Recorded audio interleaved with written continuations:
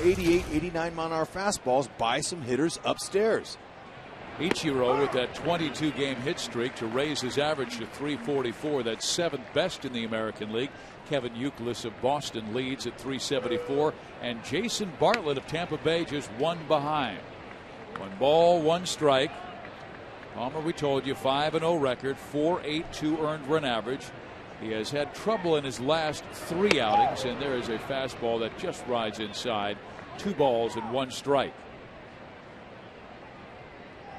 In his last outing, May 26th, on this homestand, he pitched in relief against Chicago, and Palmer gets him to swing and miss at a fastball that runs away from Ichiro. See, he showed him the previous pitch, his natural cutter that came in, and then he ran the 2-seamer away. So I call that east-west movement. Pretty good. Ooh, man, where'd that miss? Good spot. We watched that call from home plate umpire Paul Emmel. First base ump Bill Miller, second base Bill Hahn, third base Bruce Dreckman.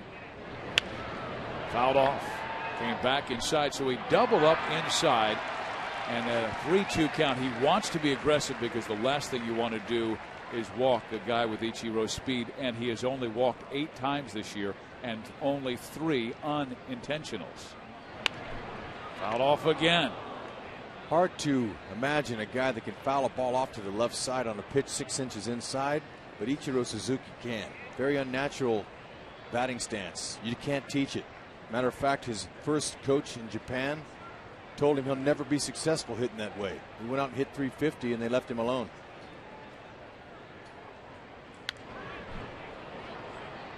Three and 2.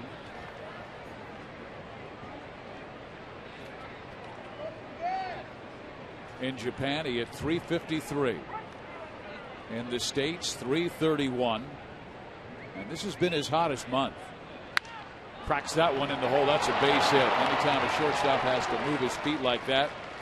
Well, Ichiro now with a 23-game hit streak. Yeah, even if Ibar would have gloved it, that's no play.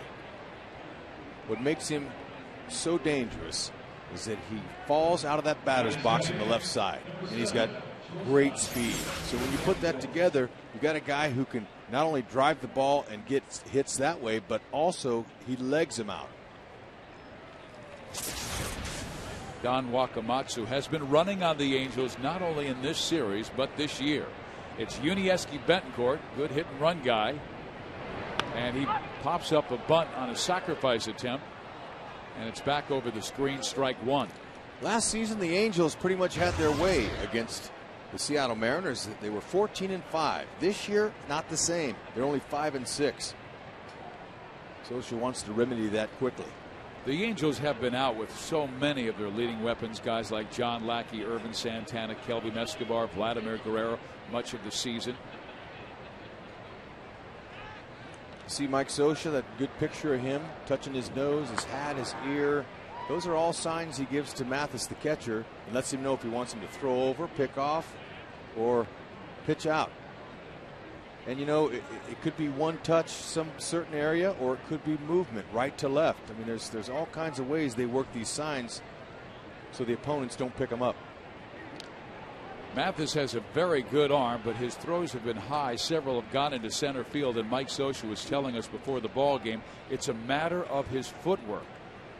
And sometimes Orlando Mercado, who's the bullpen coach, said that he will, instead of stepping forward with his right foot, he will trail it behind, and thus the exchange is not very strong from glove to hand, and he's dragging and the ball sails. But he has an excellent arm, and there's Orlando Mercado. Tremendous coach, Viz, if I could take those words out of your mouth. 8 years was his playing record. He was a coach and a catcher, so he's got a great idea. Scioscia keeps those catchers close by him. Ichiro does not go. They get the bunt down. Palmer will go to first base. The sacrifice is executed. They had a chance at second base, but Palmer said, I'll make this year out. Palmer's a good athlete and bounces well. That's Mathis's call. He's his eyes for him there. He should have been yelling 2-2-2. He would have turned and fired and got the force. But he'll take it out. That's okay. Watch when he gets his balls bunted too hard back to him. Look where Ichiro is. Just halfway. Right there. Bam. You got enough time to throw a strike over here. That's Mathis's call. You got to communicate. Now Adrian Beltre Had a couple of hits last night in 5 at bats. He has driven in 20, and they're hitting third, even though he has been down in a slump much of this year, only batting .216. In there, strike one. Beltre hitting 175 the last month, but this is a guy who's been a good hitter. They expected him to hit third or fourth or fifth this year. They went out and were able to sign Ken Griffey Jr. and Mike Sweeney to help out. Swing and a miss. He's down in the count, 0-2. And Palmer, a good strikeout pitcher. Last year he led the Pacific Coast League in strikeouts with 143.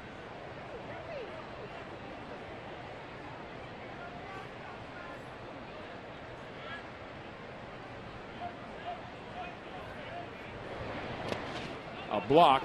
Ichiro's going. No throw by Jeff. He had to almost hurdle Beltre. And now Ichiro just 90 feet away in scoring position, where a ground ball or a fly ball can get that run home. A wild pitch will be charged to the starting pitcher, Matt Palmer. Mathis might have had a chance to get him. Now watch the ball ricochets off Beltre, the batter. Okay, he stops it right there. Now Beltre didn't have to duck, but he does for Mathis. He didn't have to duck. But Mathis said, I'm not going to throw a ball away and give him a run here. The 1-2. He hits Beltre just above the left elbow. So 2 on, 1 out in the first inning. And Palmer had him set up for a strikeout. He had him 1-2 in the count. Coming inside. Ball got away. Right on the back of the elbow. Beltre eyeballs the spot. Says, you know what? That kind of hurt. But you know, he didn't rub it. He walked first base. And sometimes you hear it. Let's hear it. That hurt. To his credit, he doesn't have an elbow pad on there. You know, he's standing up over the dish. Says, look, you know what? You can pitch inside if you want. Ken Griffey Jr. up, takes ball 1. Griffey, one of the great home run hitters of all time, 5th with 616 home runs, and he has belted 5 of them this year. Okay, Palmer wants to focus on the 2-seamer away here. He wants a ground ball. That pitch there placed in the proper spot, going to bring a double play. Way outside, 2-0, and they have really given Jr. a lot of respect this year. Griffey does have a good eye, but the Angels falling behind, and he's had a lot of hitters counts. 2-0, 3-1. You see the all-time home run leaders. Bonds, of course, with 762, 7 more than Hammer and Hank. Next man that Jr. has to catch, Willie Mays. Ground ball. Morales goes to second for 1, on to first. They've got the double play. That ends the inning. Nicely started by Kendry Morales. Just what he was looking for. Good execution there by Palmer on the pitch. And after that long half first, it's over. Good pick on the rebound by Morales, though. Watch him pick this. Sweet. Stayed on. Yes.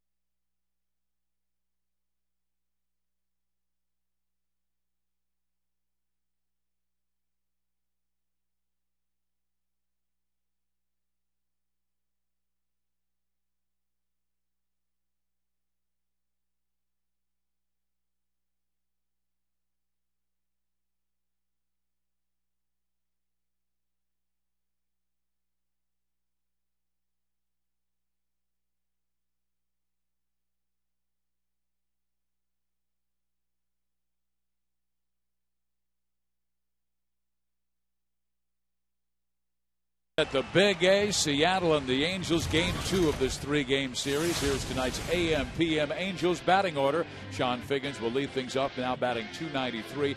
Then Bobby Abreu and Vladimir Guerrero. Torrey Hunter, Kenry Morales, Meiser Asturis, and Gary Matthews Jr. The reason he's playing instead of Juan Rivera. Look at those numbers against King Felix. He will be followed by Ibar and Mathis. And on the hill, Felix Hernandez, a record of 5-3 this year, a 3.76 ERA.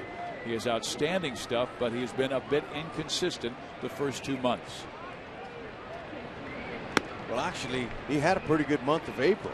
He went 4-0 with a 2.3 in April, and then this month of May, he's 1-3 with a 5.28. That's because he's gotten away from his challenging guys with the two-seam fastball. He goes 95 to 98. He needs to establish that pitch first. The reason the Angels have gotten on him is because of the breaking stuff. See, there's his record. He's had a tough month of May. The Angels want to keep it that way. But this guy is one of the best fastballs in the majors. Okay, it's alive. It's explosive. It moves. Also, he's got a good slider and a changeup.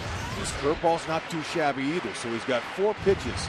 And he pitches with confidence, and he's not easily intimidated. The last time the Angels faced him, Rex, the first 4 Angels reached in the first inning, led by Sean Figgins. And he sends a ground ball sharply to Russell Branyan. The Angels hit the ball hard last night, but they had 5 lineouts, and that hurt. All right, the Mariners on defense. That's not one of their bragging points so far this year. They are last in the American League with 39 errors made. Their infielders have made 27. Angels infielders just 10. So there's been a lot of clanking going on out there. They want to kind of control that.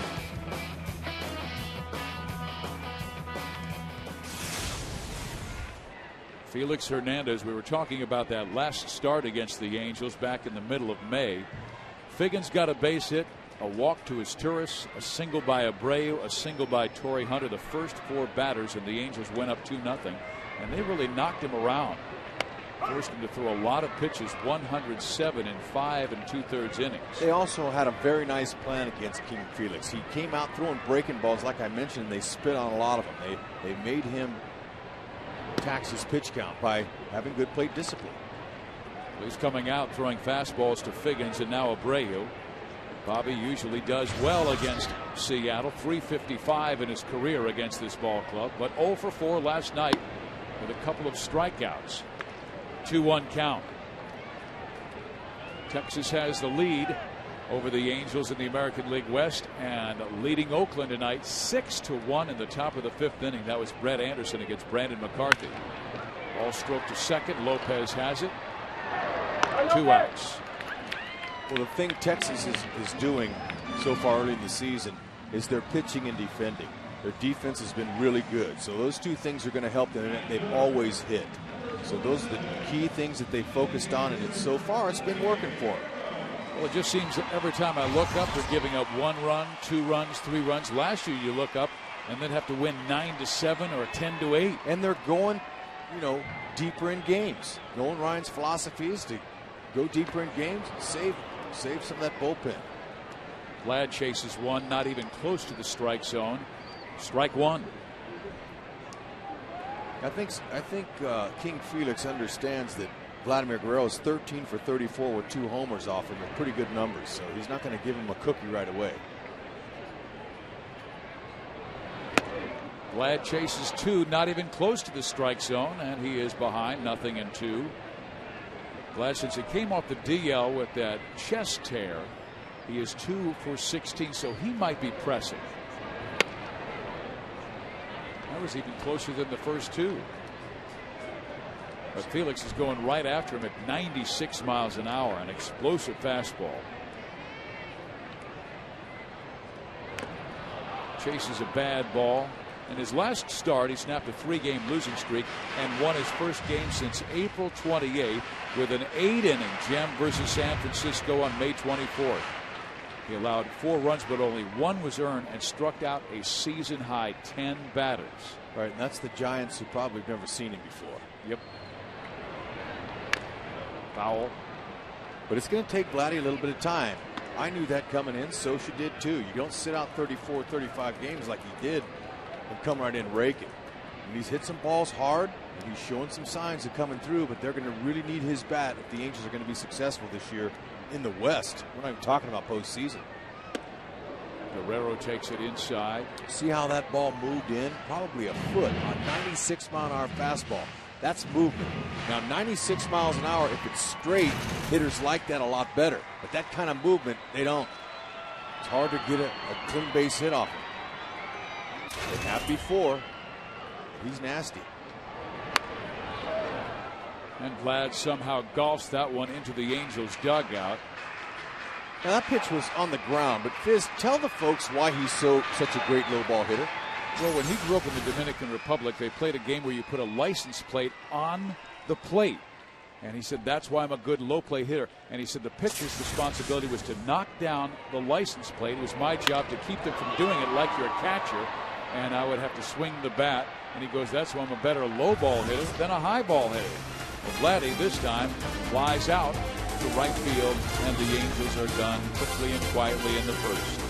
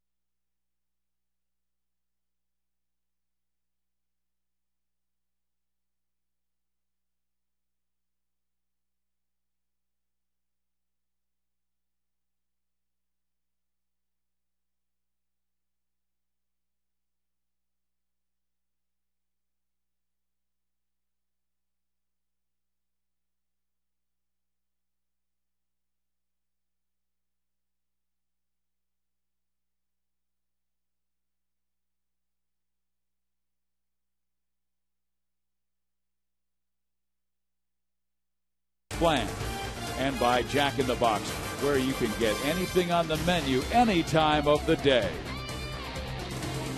Good crowd at the Big A, game 2 of this 3-game series. The Angels lost last night 5-2. Jason Vargas over John Lackey's Russell Branyan, who has had a terrific start for Seattle, will lead things off. He's hitting .316 with 11 home runs and 23 RBIs and having a heck of a year against the Angels.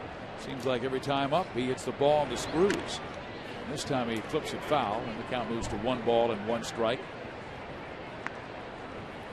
What do you say? He's hitting 85 points over his career average?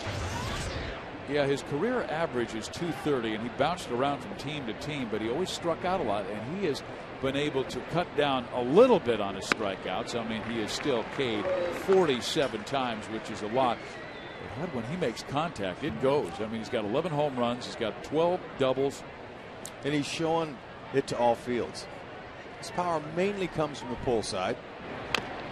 Hitting .361 with 3 home runs against the Angels this year. And he's trying to pick up Raul Ibanez's slack, as they left Ibanez out for a free agent, and Philly's capitalizing on that young man. Yeah, Raul having a down year. He's only hit 17 home runs in the first 2 months with 46 RBIs. His 17 home runs are second most in the National League, and the 46 RBIs lead the National League. Can you believe that? Raul Ibanez. But those are decisions that teams make, and they were trying to get younger and speedier in the outfield. Outside. Count is full, 3-2. A lot of 3-2 counts by Palmer so far early in this one.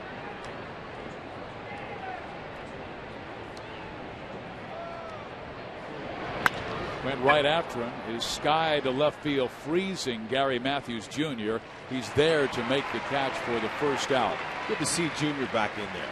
Get his legs in there. He's a very good athlete. Nice to see him finding favor with Mike Scioscia's lineup card and his pin, as you can't do anything unless your name's in the lineup.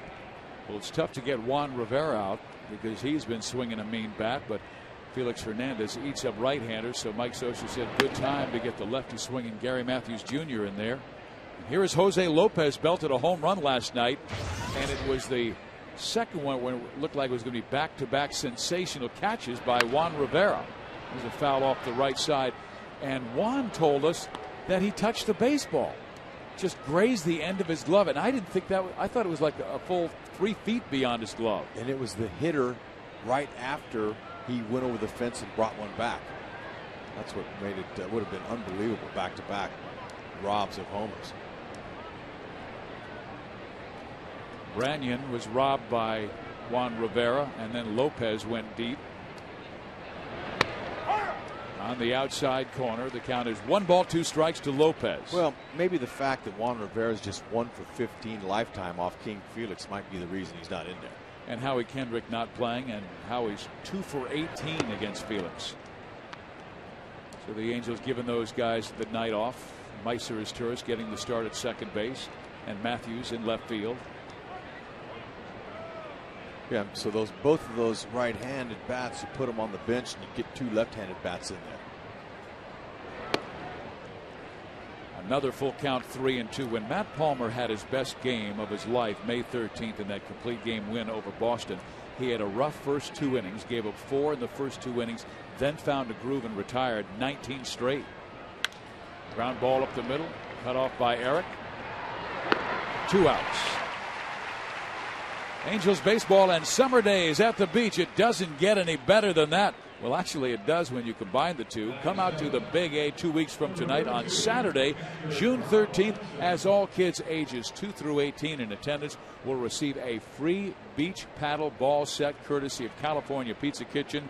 This set includes a ball and 2 authentic wood paddles. Purchase your tickets today at angelsbaseball.com. You see kids all the time on the beach playing that wonderful game, and you can take those paddles there with an Angels look to them.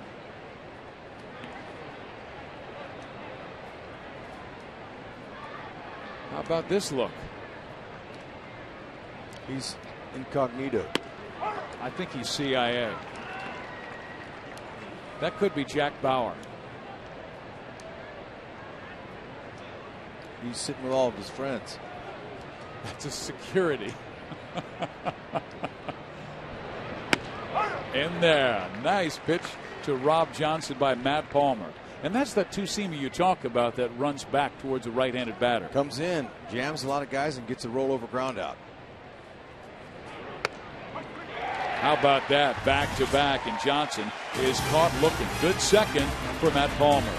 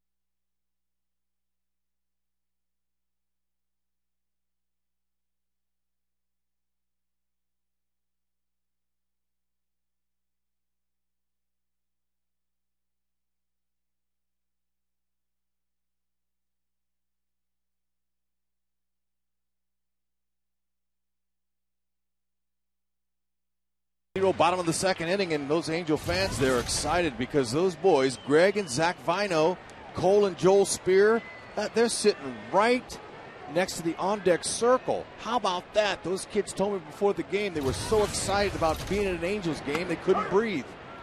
And they got to stand, they sit next to the guys in the on-deck circle. Those kids got it made. Way to go, Joel Spear. You're outstanding. Just a question for you. Did you personally welcome every single fan to the ballpark today, or just like a third of them? The ones that I came in contact with, Fizz, got a dose of HUD, whether they wanted it or not. You are the ambassador of the Big A. It's so fun. These Angel fans leave their troubles in their cars. They get out of the parking lot. They come to the ballpark, and they're having fun. They're going to be entertained. They're happy when they come here. How easy is that? Hey, we're going to be entertained the next inning. Miss America's going to be here. She sang the national anthem. She's going to come up to the booth? Yep. Uh-oh, Torrey, he got rung up on that one. He did not like the call either. Hey kids, now's your chance to join the 2009 Junior Angels Kids Club presented by Fox Sports West. For just $18, Junior Angels Kids Club members receive 3 free game ticket vouchers, first in line for Kids Run the Bases, an exclusive Junior Angels white or pink mesh jersey, and much more. Log on to angelsbaseball.com and sign up to be a Junior Angels Kids Club member today. Torrey Hunter strikes out. First K for Felix Hernandez. The batter is Kendry Morales. Had a base hit, drove in a run last night. Number 29 this year. He seems to like King Felix. 8 for 19 with 1 home run. That's a .421 average.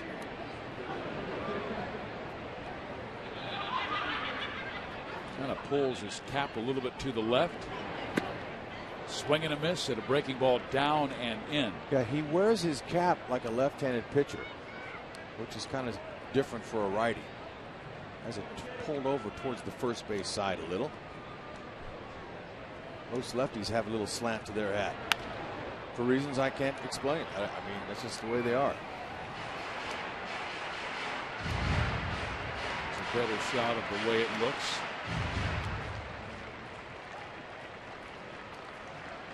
This kid has got a live arm. Good curveball. You got to sit on that one right there, that hard fastball. You got to look for that. And with 2 strikes like Morales has on him, need to adjust to the others, anything close. He went away. Let's see if he comes back down and in. Yes, he does. But Morales stays with it and rips it towards right. And Ichiro with a sliding catch. So the Angels continue to hit atom balls. They had 5 lineouts last night. And Mike Scioscia, whose team was only hitting .197 on this homestand coming into tonight's play, he said, you know, you look at last night's game, only 5 hits. You're going to see 2 runs, and you're going to think we didn't do much in the batter's box. But Mike said he really thought that was a game they did more in the batter's box than was showing up in the box score. The Angels right now are going through a time where they're hitting line drives at people. And that's just part of baseball. That's one of the great things about it, is you get to come back the next day. Try it again. Angels don't want to fall too far behind Texas because they're playing like gangbusters. They have a 7-1 lead on Oakland in the bottom of the 5th. 6 of 6 on first pitch strikes. Base hit right field. Fizz, while we're giving love to the Angel fans, I'm not done. I'd like to give a big Angel hello to Casey, Ray, and Susie Shields. They're huge fans of the Halos, but you know, they live up north. But luckily, Fizz, they're right down here in Southern California today. They're enjoying our game on TV and all the action. Keep watching the Angels. Red proudly, girls. But remember, you must chuck and duck when the Dolly Lipper's around. There's no question about that. Because I've seen that guy take a fast one and drive it out of the ballpark. Quickly. Gary Matthews Jr. He's hitting .375 in his career against Felix Hernandez. And he's also belted 3 home runs. I was talking with Gary about that up in Seattle, and he said, don't tell anybody. But he said, yeah, I was saying, are there certain pitchers you just see the ball coming out of their hand better? And he said, yeah. And then there's some that frustrate you that you can't tell why. I mean, my partner, Rex Hudler, was very successful against a great left-hander like Randy Johnson, yet there were others you struggled with. Yeah, and even though the Angels may have a little mental boost because they handled Felix with no problem this last outing, they all understand that was last outing. That's not today. Everything changes day to day in baseball. From the pitcher's stuff to the hitters not feeling well, or look at that breaking ball, first pitch is another first pitch strike. And that was a wicked breaking ball. Well, he came in one of the leaders in the American League in strikeouts. Justin Verlander with 85 is starting for Detroit tonight, and the Tigers leading 5-3 over Baltimore in the top of the 8th inning. Hernandez with the 1-2, just barely low. Boy, he seems to have command of all of his pitches. He's gone from 96, 97 miles an hour to 83 with his breaking ball. See, and when you fluctuate your pitch times with your fastball and your off-speed pitches, it's a great job of keeping the hitter off balance, because that's what you want. Pitching and hitting is all about getting the other guy off balance. And Gary waves at the breaking ball away from him and strikes out. But when we come back, we will be with Miss America, Katie Stam.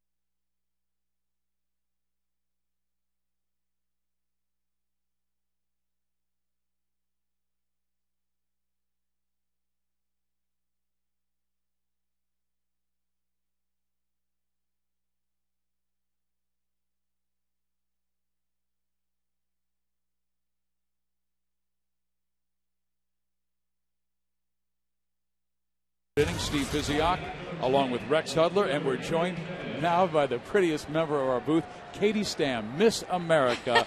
Katie, congratulations on your honor, and tell me what you want to do when you grow up. Well, kind of. I mean, different aspect. I want to do news, not sports. I'm a big sports fan, but I don't think I could make a living off of it. So yeah, hopefully broadcasting. It's what I study. Katie, what a beautiful voice you have. You sang the anthem tonight at the Big A. It was awesome. I did. It was lots of fun. Yeah, we had a great time. I love singing at baseball games. It's the all-American sport, so.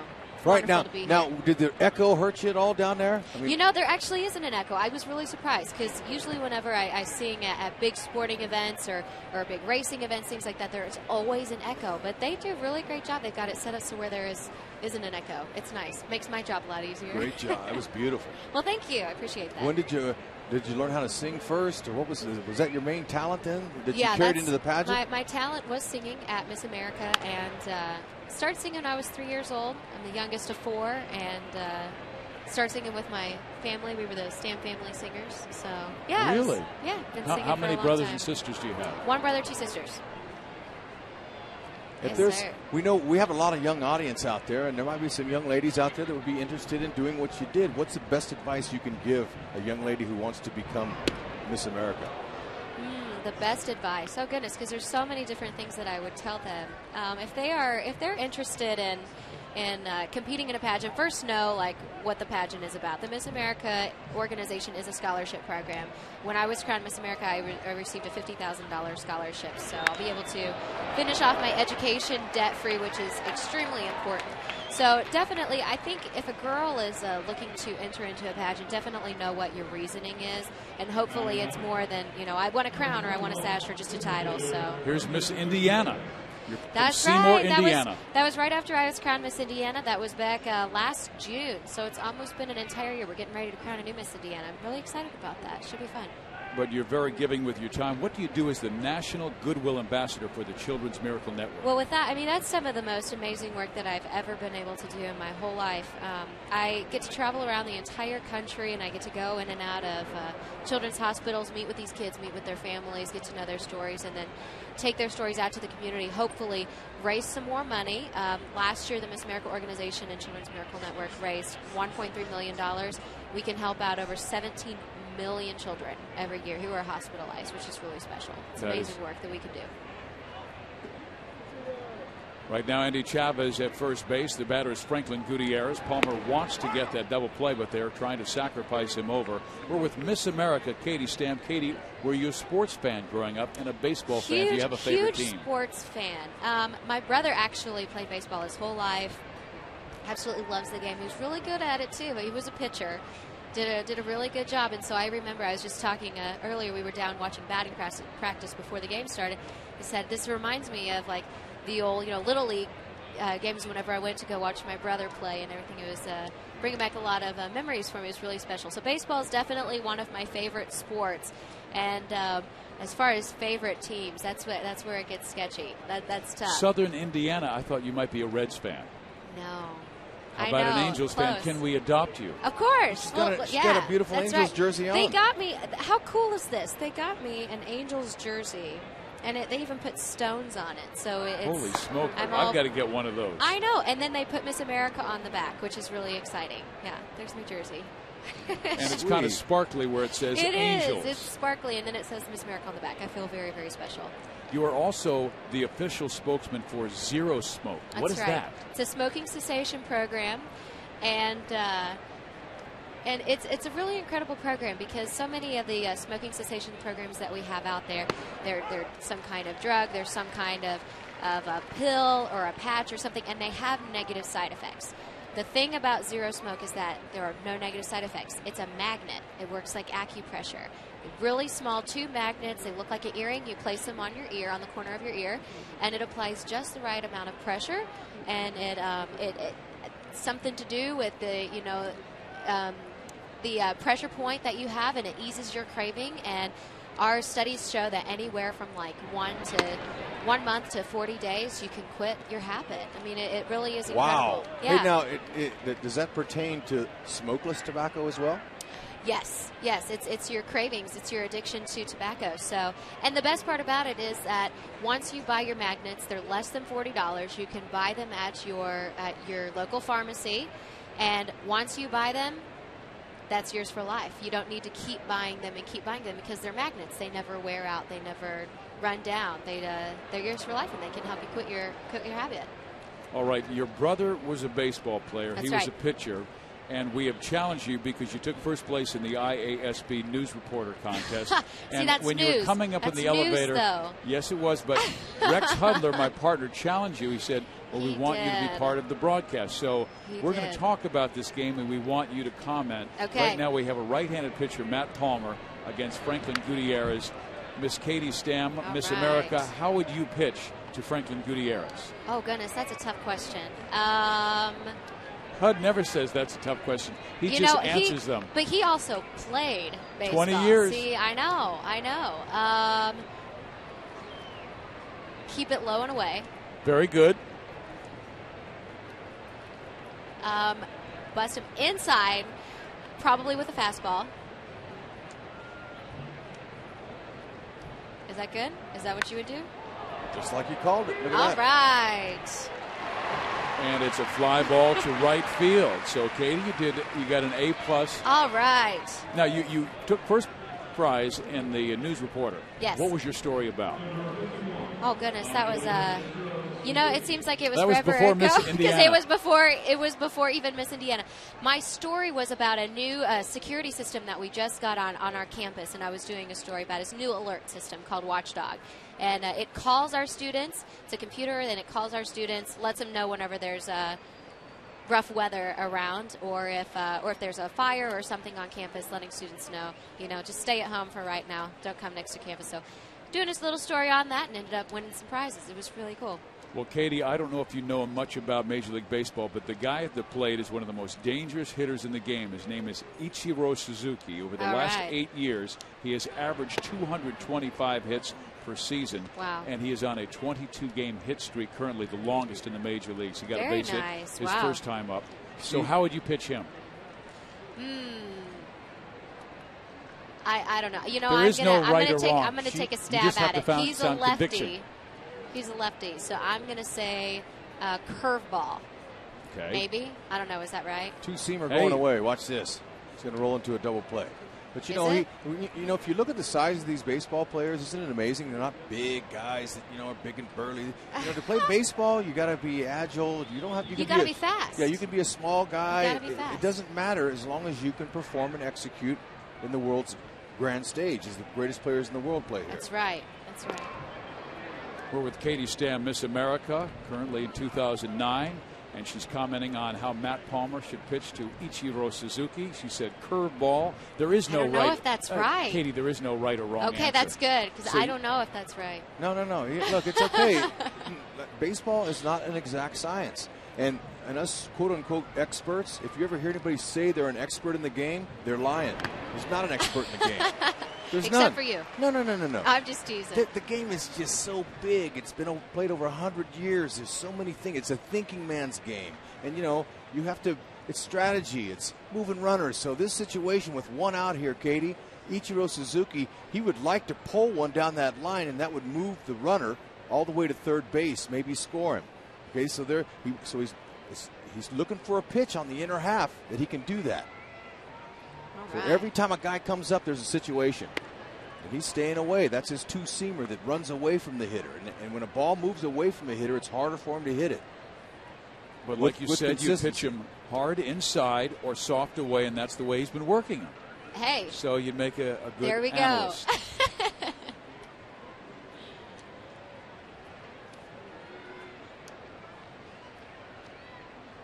See if Palmer can execute. He's slowing the game down a little bit here. In the air, left center field. Gary Matthews Jr. says he has it. He does for the second out. And Katie, we're going to have you read this promo, and this is your work. Is this my audition? This is your audition. All right, here we go. Angels fans, Fox Sports West is now on Facebook. Join us for team updates, breaking news, and video. Sounds like fun. I will not ask the question, but here it goes. Are you on Facebook?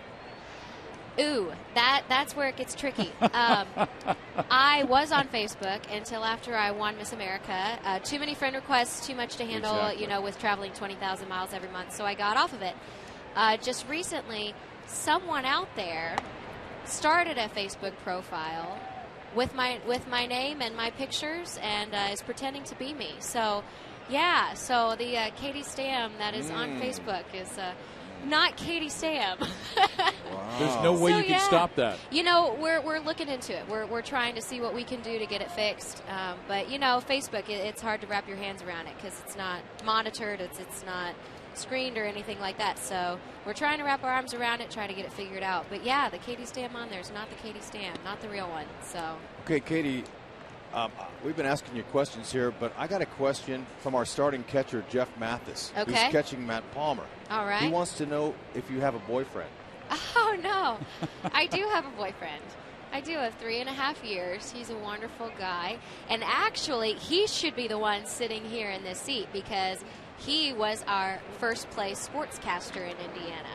Collegiate sportscaster. And he is excellent. He is awesome at it. And I don't say that because I'm biased. I say that because as a fellow broadcaster, he truly has some talent and some skill. So he should be here. He would know exactly what to do. Fizz, did you hear Katie? I know. He's got skills. He's got skills. He's good. Well, right now, Jeff Mathis is looking over at his manager, Mike Scioscia, to see if they want to pitch out. Well, here's a ground ball to short. And Eric Ibar flips it to first base. They record the out. Katie Stam congratulations, and thank you for your service to your two great programs, the Children's Miracle Network and Zero Smoke. Thank you. Thank you for being here. Thank you very much. Thanks for making our booth much more beautiful.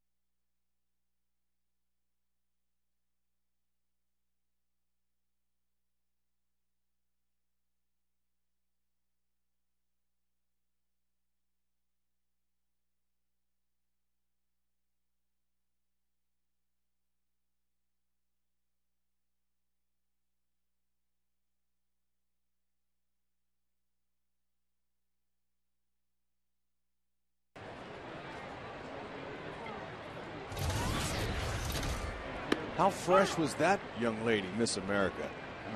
It's just sad to see her leave. Wow. Beauty has left her beast. Too bad she couldn't hang out for a few innings. My goodness, and she did a pretty good job. She understands the game a little. Way to give a shout out for Jeff Mathis. You're the best. We got to tell Jeff that tomorrow. He's going to be so embarrassed. Well, he's on deck now. He's thinking about other things. He's trying to focus on King Felix, but, you know, I couldn't help it. A chopper to the second baseman. Lopez takes care of Ibar, and that's the first out of the bottom of the third inning. Angel fans, join the United Way and the Angels Baseball Foundation for Walk United on Sunday, June 7th from 8 a.m. to 2 p.m. Walk United will feature a unique course that will take you on the field at Angel Stadium. The walk will benefit the Angels Baseball Foundation and the Orange County United Way. For more information, please visit walkunited.com. Felix Hernandez really looks like he's got his A game. Here is Jeff Mathis.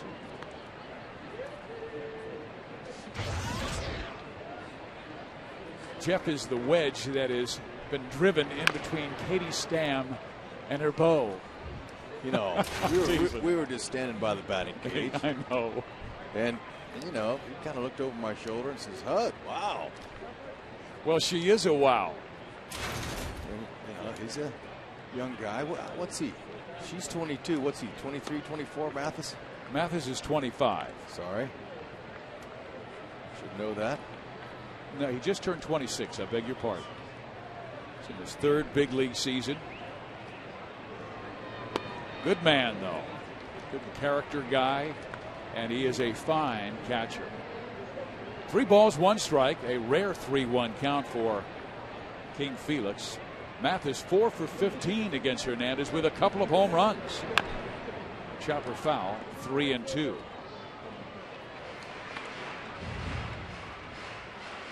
Well, I kind of had a feeling we were going to see a little bit different King Felix with his focus, because after his last outing against the Angels a few weeks ago, his manager and him had a little talking going on. They had a little meeting, and he questioned Felix's focus a little bit.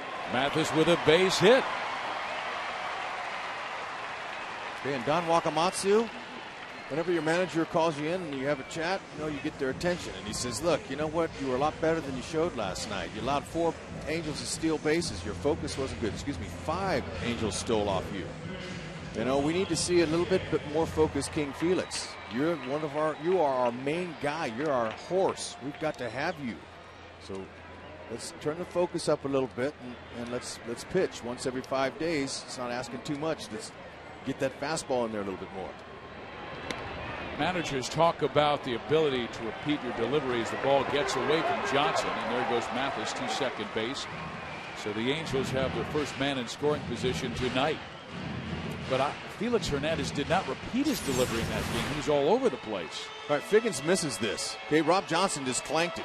He didn't foul tip it. That's why Mathis was able to move into scoring position. Let's see if the Angels can sneak a run here with a base hit by Sean Figgins. Figgy, pretty good numbers with the runner in scoring position this year, 325. Time to start a new streak. Outside, 1 ball, 1 strike. The Angels last night 1 for 4 with runners in scoring position. But remember this, they hit the ball sharply several times with men in scoring position. But again, 5 lineouts. They've only scored 10 runs in 4+ games on this entire homestand. Meantime, Texas has gone up 10-1 on Oakland. They're in the bottom of the 7th inning, and they're blowing out the Athletics in Arlington. Toronto beat Boston earlier today, 5-3. The Jays with 2 in the 7th for the win. The big hit, Adam Lind hit a home run that won it in the 7th.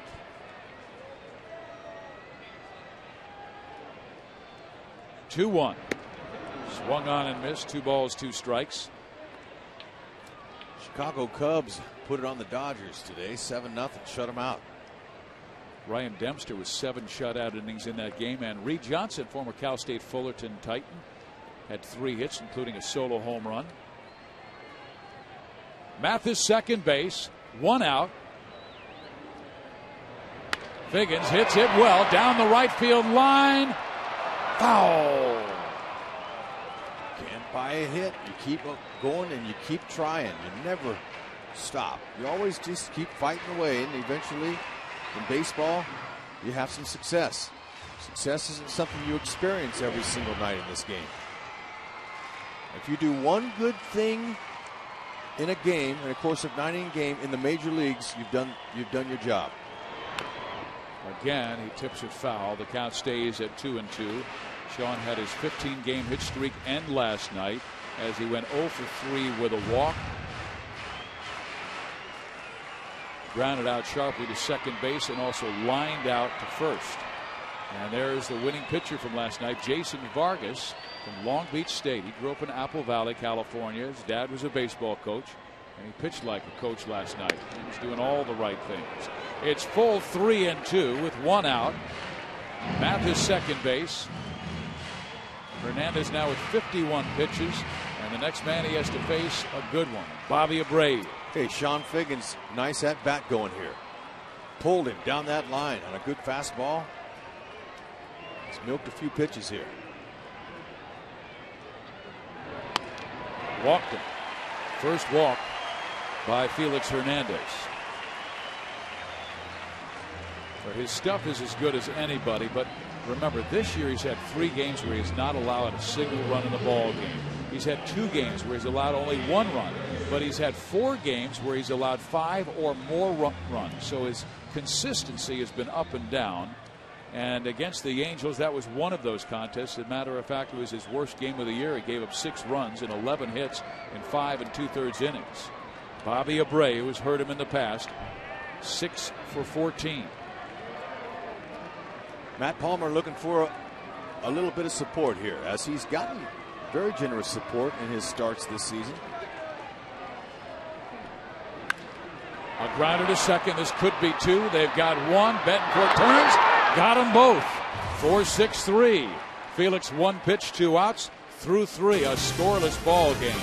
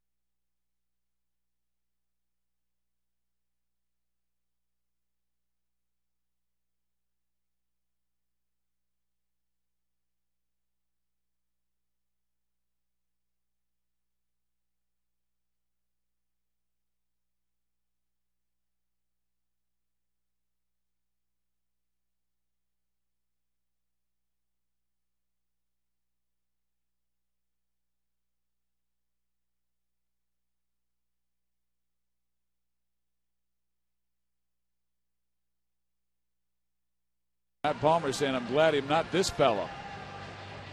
How do you go from a hot dog? Mariners and Angels, top of the fourth inning we go. Matt Palmer back on the hill. He has had to match zeros with Felix Hernandez. Each pitcher has thrown 53 pitches in the game. 32 strikes for Matt. Hernandez, 34 strikes.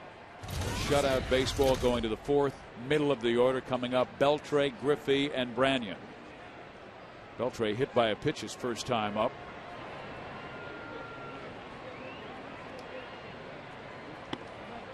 Bender stays high for ball one. This could be Matt Palmer's final start because Kelvin Escobar coming off the DL soon. Kelvin will go on Monday, and they want him to throw 90 pitches at Salt Lake, and then he could move right back into that rotation as early as June 6th. So the Angels could have their full five back with Lackey, Santana, Saunders, Weaver, and Escobar. It's a pretty tough five, a pretty tough quintet for the Angels. Palmer likely would go to the bullpen. He's pitched well enough to start for a lot of clubs. The 2-1 just outside, 3-1. Yeah, because if you try to send him down to the minor leagues with no options left, that means that the Angels would put him on the waiver wire and another team would claim him. Ground ball short. Ibar throws out Beltre, one down. That's 4 in a row retired by Matt. Time for our Aflac trivia question.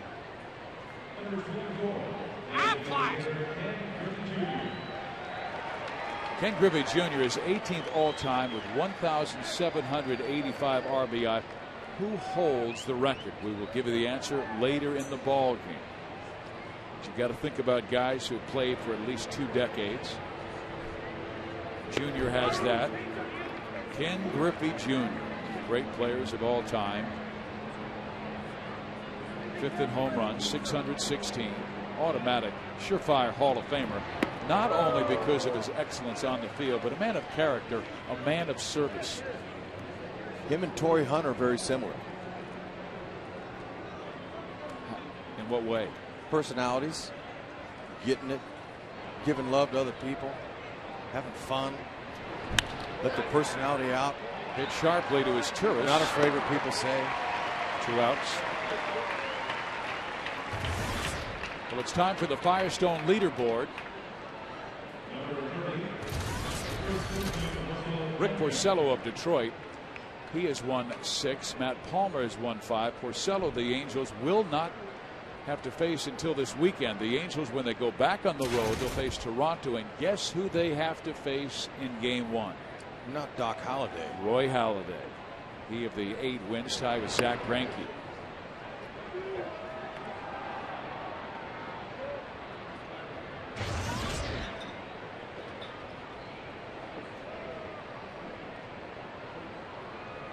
Russell Branyan skies it in the air, foul and out of play, and the count will move to 1 ball and 1 strike.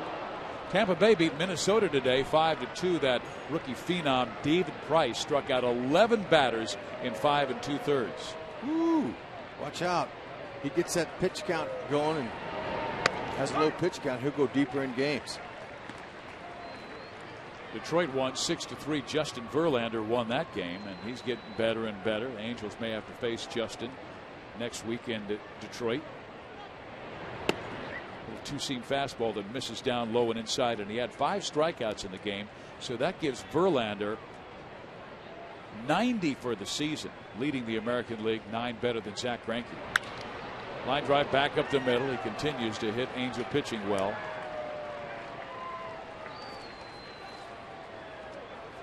Mariners with 3 hits, all of them singles. The Angels have a pair of hits. Both of them have been singles. Meiser is Turris and Jeff Mathis.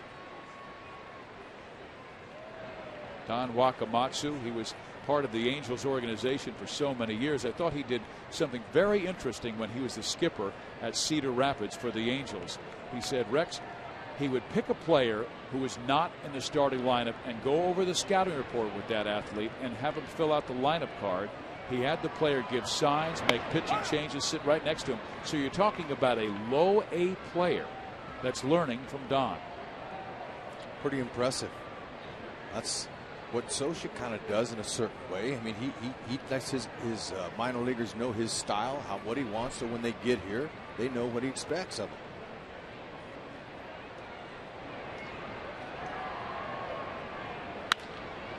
Out of play right side.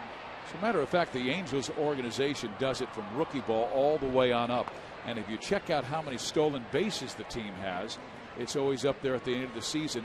Every single organization will have over 100 steals because Mike wants to run the bases, know how to go to first to third well, steal bases, get the secondary lead so that when they get to the big leagues, they have it down. Fouled off. And did you know he even makes the power hitters sacrifice at least 2 times during the regular season? Sacrifice bunt. Because when they come up to the Angels, they won't be in that 3 and 4 spot up here. They're going to be down in the order. So he wants to make sure they can do it in case he calls on them to do it.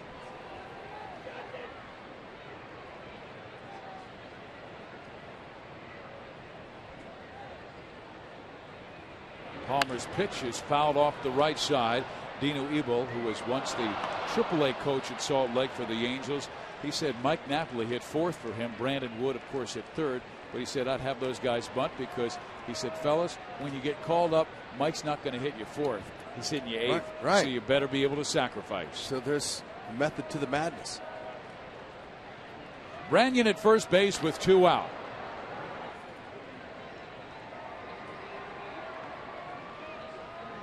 There's Dino with Juan Rivera, a hot angel from last night, 3 hits, including a home run and a great catch, robbing a Mariner of a big fly.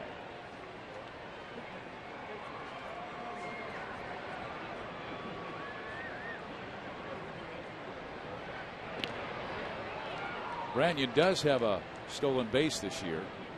Matter of fact, he has a couple, one against the Angels.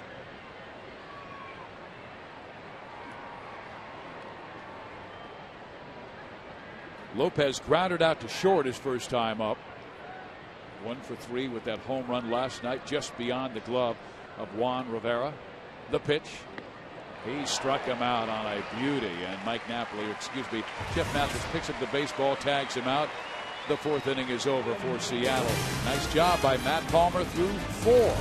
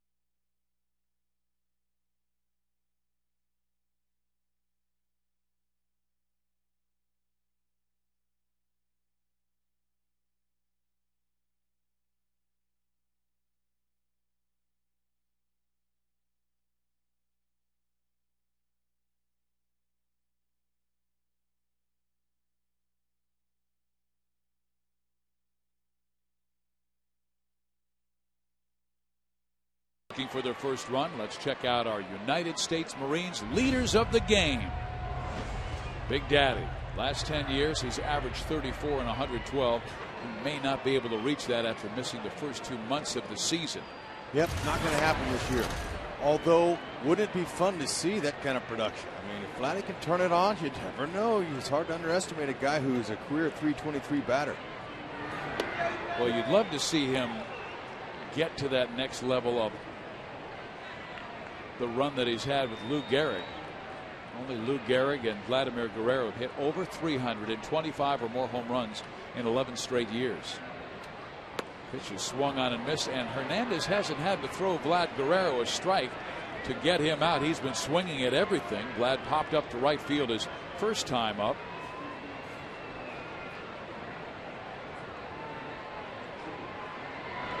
And again, he throws one, a sinking fastball down and in, and Guerrero swings and misses and strikes out. See how nasty that two-seamer is in on righties? That's filthy. One of the best fastballs in the game today.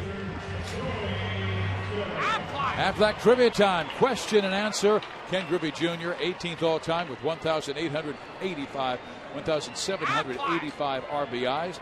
Who has the most? Henry Aaron, 2,297 driven in. And he was the all-time home run king until Barry Bonds passed him a few years ago. Hunter, the batter, struck out looking for his time up.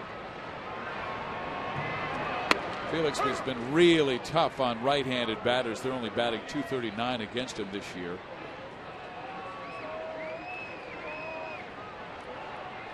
Hunter, a very respectable 8 for 22 against Felix. Pitch rides inside tight, 2-1. And Torrey gets hit. Well, you don't want to get hit by King Felix, that's for sure. That ball is coming in there, and it could do some damage, especially if it hits you in the hand. A lot of little small bones in the hands. Hitters don't necessarily like that, but, you know, it didn't hit him flush. It kind of grazed him a little bit. Still at 94 miles an hour.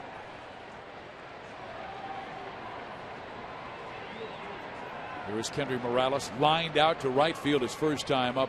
Hernandez worked him down and in with breaking balls, but left one out over the plate. And Kendry ripped it to right, but Ichiro made a nice sliding catch on one knee.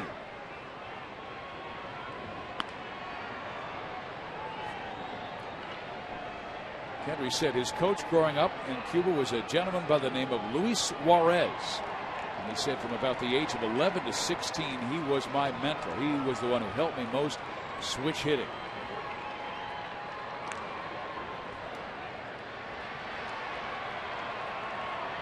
Hunter at first base. Angels had 2 on, 1 out in the 3rd inning, but Bobby Abreu hit into a 4-6-3 inning-ending double play. Morales trying to lift that baseball. Just missing outside. When you see Hernandez throw like this, you say, how does anybody get a hit off of it? Well, you're right. See, the Angels had great success on him last time out. The Angels really taxed him. They hurt him. He gave up 11 hits, 6 runs. Morales with a base hit to right field. Hunter aggressively goes all the way to 3rd, and Morales comes through. You just got to pick your spots.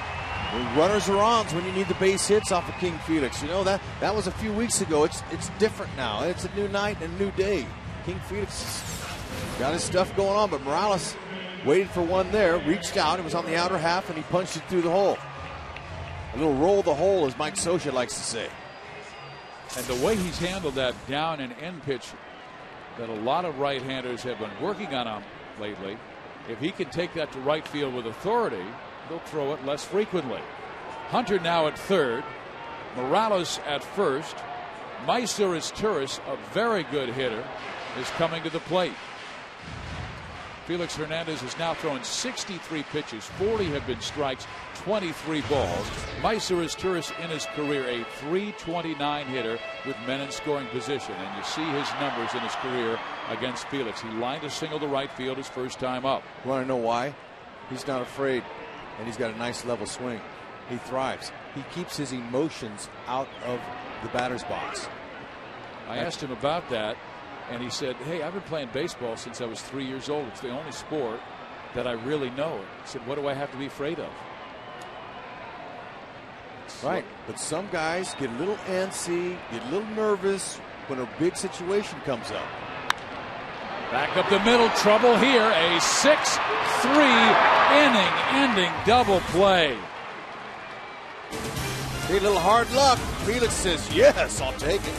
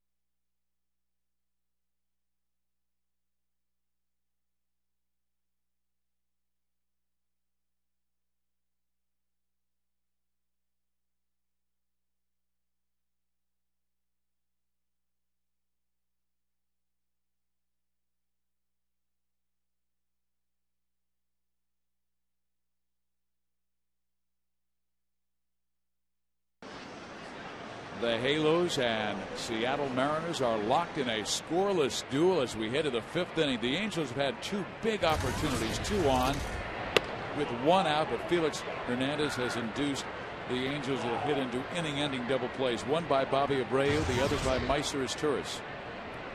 Now Rob Johnson up.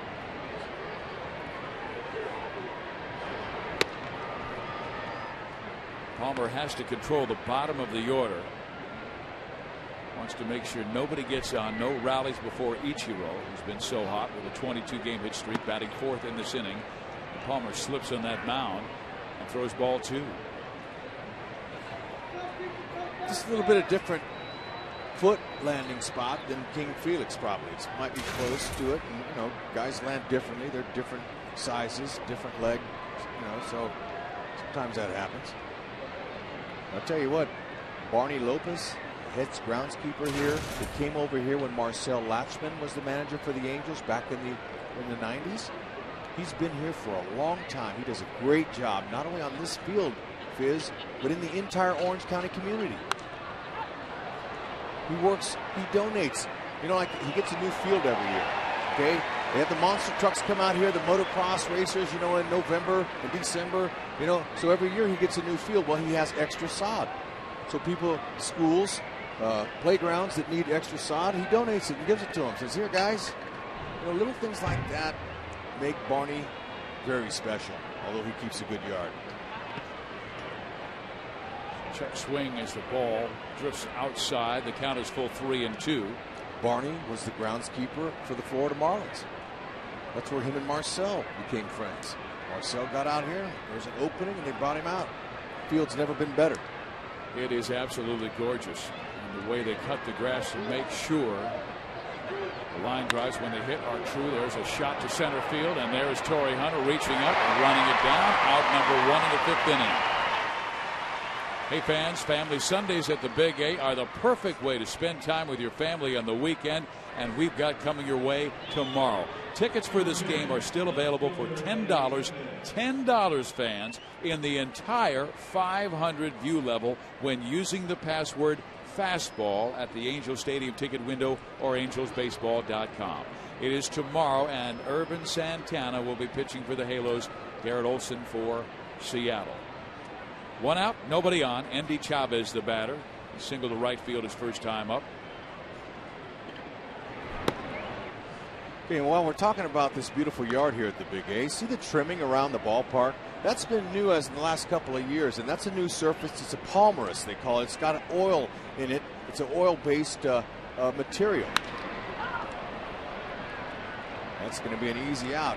And, you know, the oil-based material, you know what that means? That means it doesn't need water, okay? In a water drought area like we're in, you don't have to water it before the game. It doesn't blow in the player's eyes. It's a nice soft track, and that's part of Barney Lopez's skills to research and find the best product possible for this ballpark. And it's nice. And other teams are copying him, just like other ball teams are trying to copy Scioscia's winning method here at the Big A. We are leaders, innovators out here. They say we're 3 hours behind the East Coast. I say, hey, look, I don't believe that. We're behind. We set trends out here. People follow them. And they say it never rains in Southern California, but they have 2 tarps off into the side. Here is Franklin Gutierrez. 2 out, nobody on. Breaking ball misses, and the count moves to 2-0.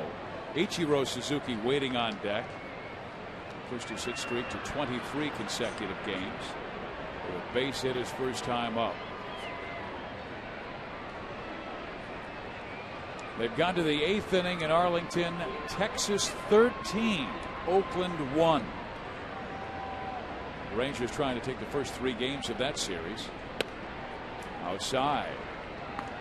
Angels are going on a rough road trip. Toronto is a good offensive team. Detroit, much improved. They're in first place in the Central. And then Tampa Bay, the American League champions. 3-1.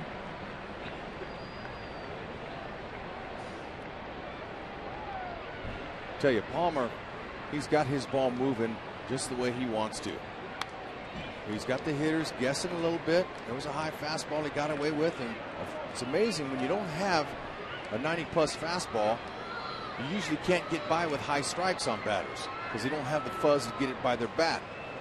But Palmer, because he moves those other balls around low in the zone, he surprises a hitter up there and he'll get a punch out up there. Line drive. It is speared by Kendry Morales. The inning is over for Seattle. 3 up, 3 down. Bottom 5 we go. Angels in Seattle looking for their first run.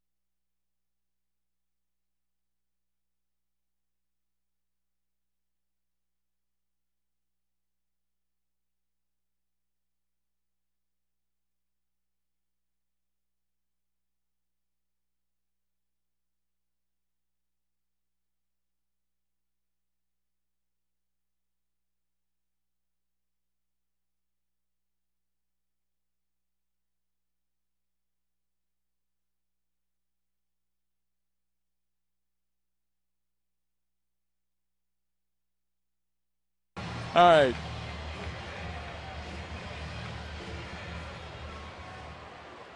Zero, 3, and 0 for Seattle. The Angels 0, 3, and 0. All the hits have been singles, and Gary Matthews Jr. will lead things off.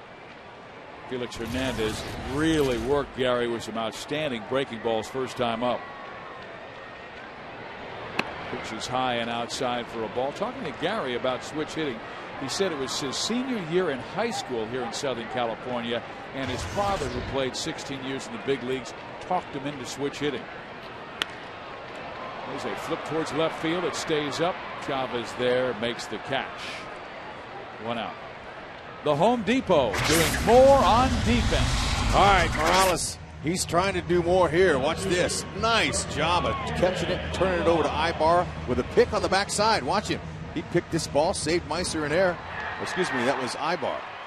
Palmer loved it. That's the first inning. He says, all right, that's what I need. And he made a nice catch at the line drive struck by Franklin Gutierrez in the 5th. Ibar up. Takes strike 1. Felix trying to make the adjustments, and the Angels trying to make the adjustments to Hernandez. But Hernandez denied 2 rallies with double plays. Angels had 2 on, 1 out in 2 innings, and struck into double plays. Ibar pops it up.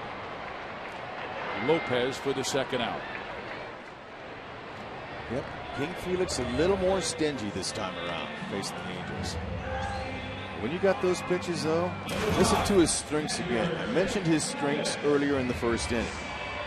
One of the best fastballs in the majors, a plus slider and change, above average curve, pitches with confidence, and is not easily intimidated. Those are his strengths. His weaknesses, still will at times overthrow and elevate the ball out of the zone. And that's not by design. He'll pull off his curveball at times and leave it in the middle of the zone. And you know what happens when that happens? Guys hit him. Fastball in there to Jeff Mathis. 95 with a little hair on it. Hair is the movement at the last minute that fools a batter. Look at the hook. It's 0-2. Felix just 23 years old. Made his major league debut on August 4th, 2005 at Detroit. And he was just 19 years old. This is his 4th year in the bigs, and he's 23. He's from Valencia, Venezuela. Signed at the age of 16. See that number there by Mathis? They just showed 102 wins when he's a catcher. There's no accident in that, but man, King Felix has got it dancing.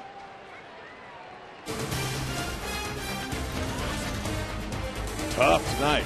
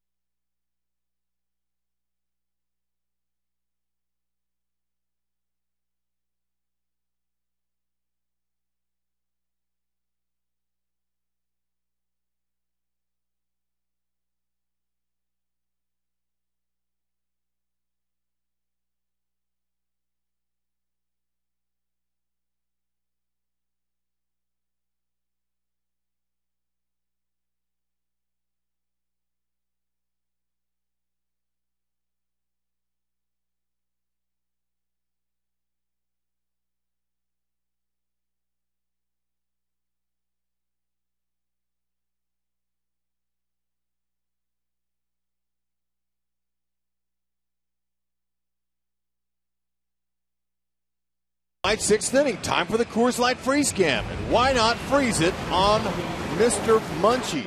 Look at the food the guy's got going. He's killing it. We're going to freeze it on that. He's got a hot dog.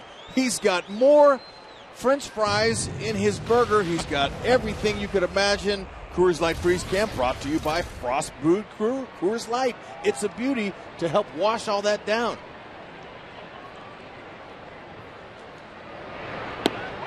The guy didn't look like he had eaten in a week.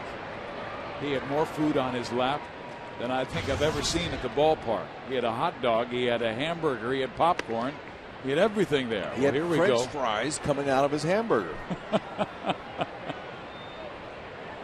Ichiro Suzuki. Line towards left field. Matthews there for the catch. Always important to get Ichiro, the leadoff man, out. He's still working. He's got the popcorn going now. I forgot about the pretzel. Look at the pretzel off to the left side. Oh, look at him. Good ball game. Fine pitching duel between Matt Palmer and Felix Hernandez. Palmer, a 30-year-old rookie, turned 30 on March 21st. 7 years in the Giants organization, mainly the minor leagues. Got a cup of coffee in the bigs last September against Felix Hernandez, one of the top young pitchers in the game. He is 5-0 with a 4.82 earned run average coming in, and he told me he's got to pitch hard every single game. If he doesn't, he'll be out of the rotation. Even if he does, he'll be out of the rotation because Escobar's coming back soon. So he's been pitching with a sense of urgency. Where does he go then, Hud? Well, Matt Palmer has earned himself a long man's role in that bullpen. Now with Dustin Mosley hurting, and it's too bad for Dustin, man, that guy started off so good this year, and then he has some nerve problems in his arm. It's transferred to his neck. So Mosley would be a long man, but I think Palmer's going to inherit that role. And Kelvin Escobar will go on Monday at Salt Lake. His final rehab assignment. He was brilliant at Rancho Cucamonga this past week on Wednesday. 6 shutout innings, no walks with 8 strikeouts. Oh, and then he goes Laredo and he throws a curveball to strike him out from the side.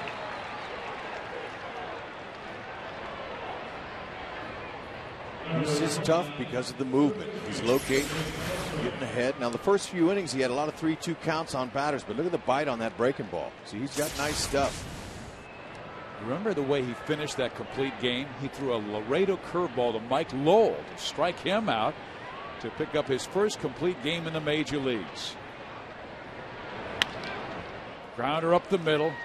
A base hit past his turret, so Beltre is on for the second time, I beg your pardon. He was hit by a pitch in the first. Torrey Hunter making sure that Beltre doesn't get too far off of that first base bag. Seattle's biggest opportunity came back in the first inning when Ichiro singled, was sacrificed to second, went to third in a wild pitch. But Beltre was hit by a pitch, and then Ken Griffey Jr. hit into an inning-ending 3-6-3 double play. Since that time, they haven't had much success. They've had their leadoff man on twice. Ichiro in the first, Chavez in the third. And Griffey swings and misses, strike one.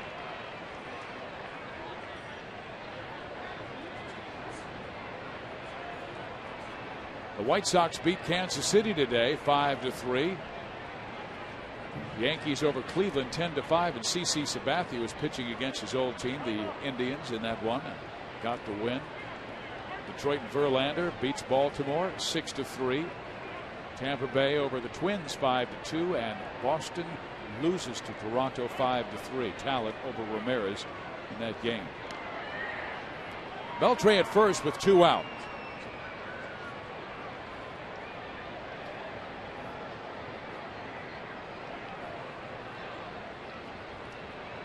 Palmer wants to just keep her down here. Junior loves to pull balls out of the ballpark. So far this year, 5 homers. We've seen it on his stat sheet. They throw behind, and Morales has to reach for it in foul territory.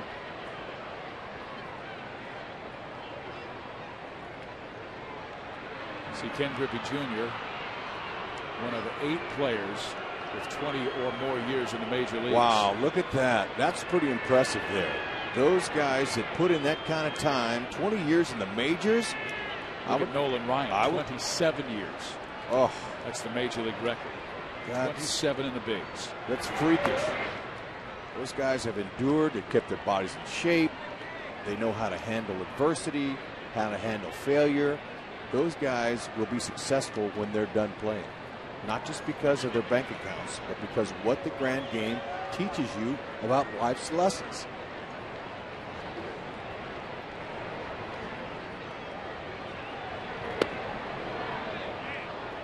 Ryan, 27 years, and when he broke in, he was with the New York Mets in the bullpen.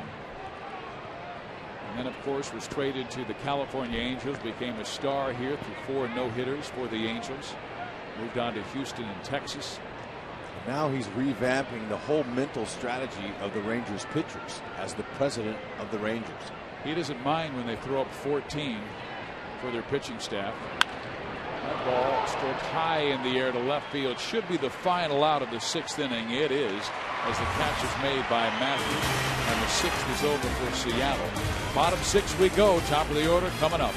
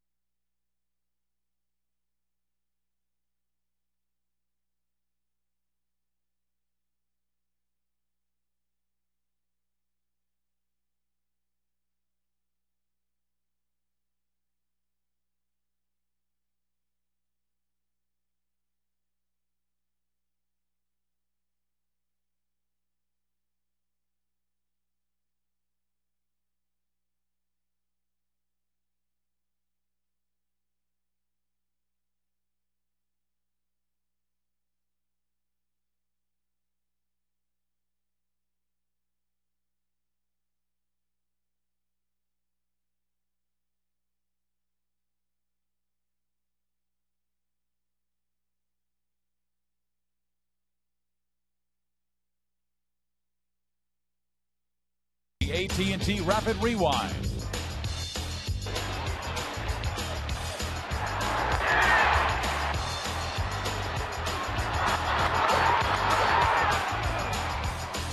AT&T, the nation's fastest 3G network. AT&T, your world delivered. Steve Physiak, Rex Hudler with you at the Big A. Fine pitching between Matt Palmer and Felix Hernandez. Now Hernandez has to throw up some zeros. Hernandez, a manageable pitch count at 73. No runner has crossed the dish on either team here at the Big A this afternoon. Palmer, wow, if this is his last start, he's pitching a beauty. Something tells me it's not his last start, though. Why is that? Because what I failed to mention is when Escobar comes back, they'll have 5 other horses in there, Socia will. But Palmer will be a long man, but in case any other Angel pitchers have a little problem during the year, he'll get a spot start. Figgins with a ground ball. Lopez throw, not in time. Infield hit for Sean Figgins, and a good start for the Angels in the 6th. Okay, that's the first Angel leadoff batter to reach against King Felix today. Felix almost kicked it. He tried to kick it. Lopez, that's a gallant effort and might get some guys, but not Figgy. You want Howard's Exmo? Look at that. Branyan, nice dig. So Figgins is on, and the Angels really got into Hernandez's mind last time they faced him in Seattle. They attempted 8 stolen bases, the most that I can remember in any one game. But Hernandez was so slow home and did not change his routine he gave Kenji Jojima, who was his catcher that night, very little chance of throwing out runners. And Kenji caught 3 Angels. They were 5 for 8 in the game. They're putting constant pressure on Hernandez and dividing his attention. And the key is for Figgins to divide the tension enough, maybe when he's going from the stretch, that he makes a mistake. To a guy like Bobby Abreu, and Abreu with 242 career home runs can hit it hard somewhere. Sometimes a slide step will leave his ball up in the zone because he has to compensate with his upper body. With a slide step, you don't have a high leg kick, so sometimes he'll leave some pitches elevated out of that slide step. He did show very good footwork on his move to first base, but was slow home. Figgins does not go, and the pitch is fouled back. Okay. Let me read a little bit about his defense off my scouting report chart. He does a solid job of holding runners. He has quick feet. He does a good job of keeping base stealers close. He'll change his hold times to the plate, and he has a slide step, which he uses with speed guys on base. And his slide step is 1.2 to 1.29, and that's a very good mark to hold a good base stealer. That's when he breaks his hands and comes home to the catcher's glove. That's how they time it. And then when he doesn't slide, he's 1.3 to 1.4, and that's when Figgy wants to try to steal. That's a higher leg kick, maybe a breaking ball, takes longer to get to the plate.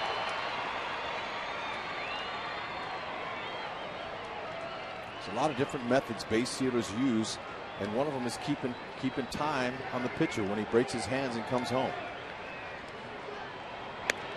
Ooh. He took a lot off of that one. That was at 90. See how the ball dipped away from Abreu's bat?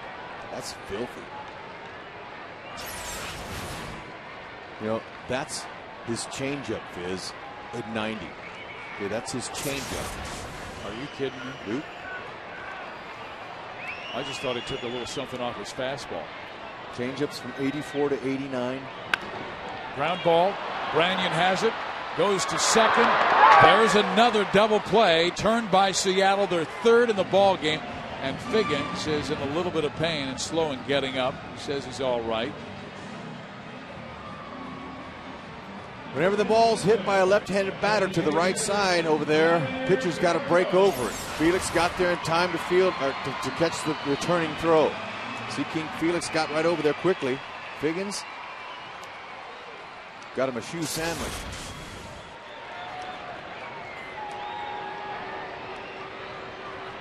Rob Johnson will go out to visit with Felix Hernandez. Vlad Guerrero has swung at just about everything Hernandez has offered, and not one of the pitches has been in the strike zone. Vlad popped up to right field his first time up, struck out swinging in the fourth. He's 2 for 18 since returning from the DL. Missed 35 games. In his career, he's always been a great hitter against Seattle, and he fouls this one off of his foot, strike one. Okay, Vladdy, he's a little anxious, you can tell, and he's carrying his hands way too long through the zone. Instead of a short, quick pop, his hands are coming too far through the zone, and he's jamming himself. It's all part of getting your timing back. Chases another bad ball, and it's 0-2. But King Felix can make anybody look like that. Juan Rivera, what a good spot for him to be today. Right on the pine for 9. And I'm glad I'm up here calling the game instead of down there in that batter's box. Yeah, but you can take those pitches. I mean, Felix isn't throwing him a strike. He threw one that was not in the zone, about 3 inches off, but tried to get Vlad to chase up and away, which he did, and fouls it off. But when you've got that kind of late movement, it looks like a strike, and then it ain't. So what do you mean? It's hard. You just take it. I'm just talking about some of the at-bats that others have had, like Sean Figgins or even Bobby Abreu, who is grounded out 3 times. He still put himself into better counts. Kevin Morales was taking that pitch that was down out of the strike zone. But Vladdy swung like this his entire career, and 320. Got to make adjustments. 323 batter. See, look at that. But he's going to reach. He's going to get on base. But he swings at a bad pitch in the dirt. I mean, Felix says, "Let's see if I can get him to swing at one in the dirt." He did, strikes him out, and then he goes to first base in the wild pitch. As funny as this game of baseball is, that strikeout could turn into a run here, even with 2 outs. Let's see, okay? Exmo, see how the backside's kind of flying out a little bit? Vladdy just kind of went up there and just waved at it, but the ball kicked off of Rob Johnson's mask, and he's aboard. Let's see if Torrey Hunter can make it hurt. That replay was presented by Howard's. Hunter takes strike 1. 85th pitch at 95. Torrey has struck out and been hit by a pitch that grazed his left hand.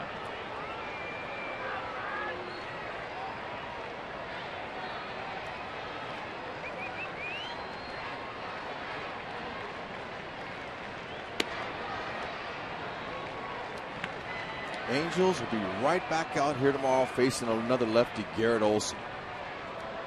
Irvin Santana, hopefully he'll rebound off of that tough outing he had his last time out.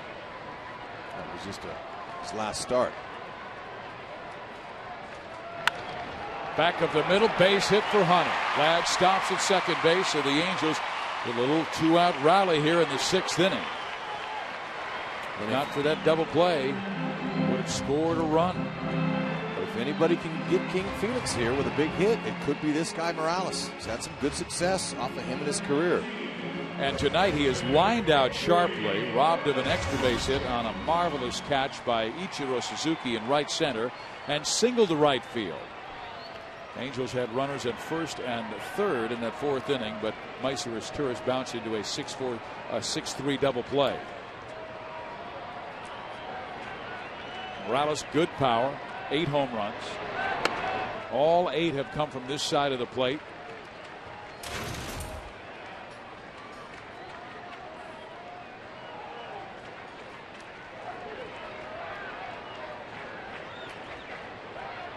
Angels have a .264 batting average with 2 outs and runners in scoring position this year. In there with the fastball, 1 ball, 1 strike. It's not too shabby, but they put together a few 2-out rallies so far early. Not to say they're going to here, but we're trying to talk Morales into a base hit. Mike Scioscia knows he needs a big one against Felix because he's not going to give the Angels much tonight. He's got his A game going. 1-1. Fouled off 1-2. 3 games he's allowed no runs this year. That was against Tampa Bay, the Chicago White Sox, and the Texas Rangers. 3 very good offensive teams. Coming off one of his best games of the year, 8 innings against San Francisco, beat the Giants 5-3. Gave up 1 earned run in 8 innings. Struck out a season high 10. 1-2.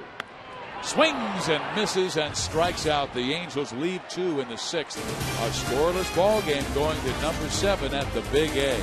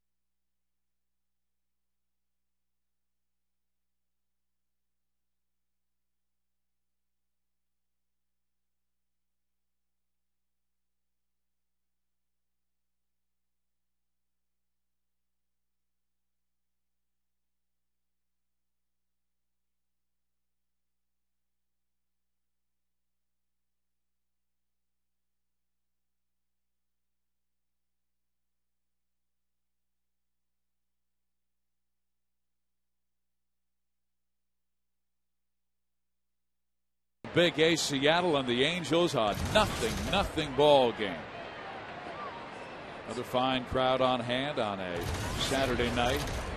Cool, overcast, getting close to that June gloom. And the first pitch by Matt Palmer rides high and outside to Russell Branyan. Branyan 1 for 2, lined a single to center field his last time up.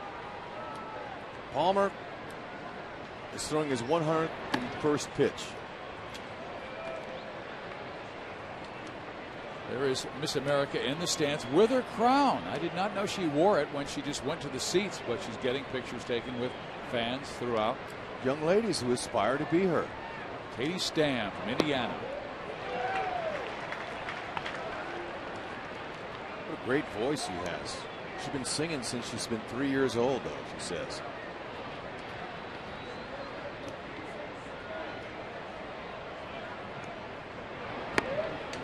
Palmer got that fastball in on Russell Branyan, evening the count at 2 balls and 2 strikes. Lefty Russell Branyan, then a couple of right-handers in Lopez and Johnson.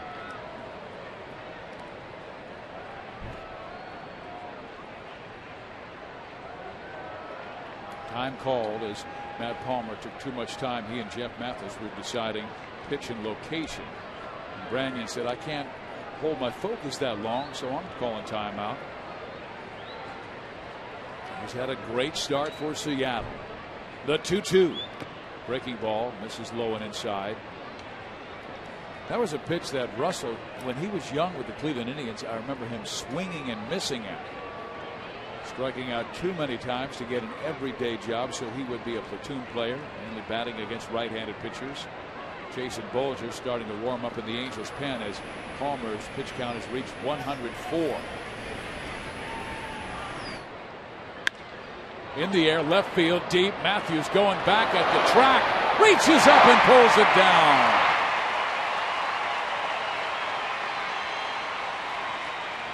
Time for Lexus's pursuing perfection. Matt Palmer continues his brilliant work. 5-0, looking for a little run support so he can become 6-0. Great breaking ball, good little two-seamer, curves out of the zone. Palmer is our Lexus pursuing perfection, and that's exactly what he's trying to do. Good numbers at Angel Stadium. This is a pitcher's ballpark. At nighttime. And with this kind of conditions, we've had temperatures mid-60s, kind of overcast, that marine layer coming in, and the ball doesn't carry as well. That's right, but tomorrow watch it go.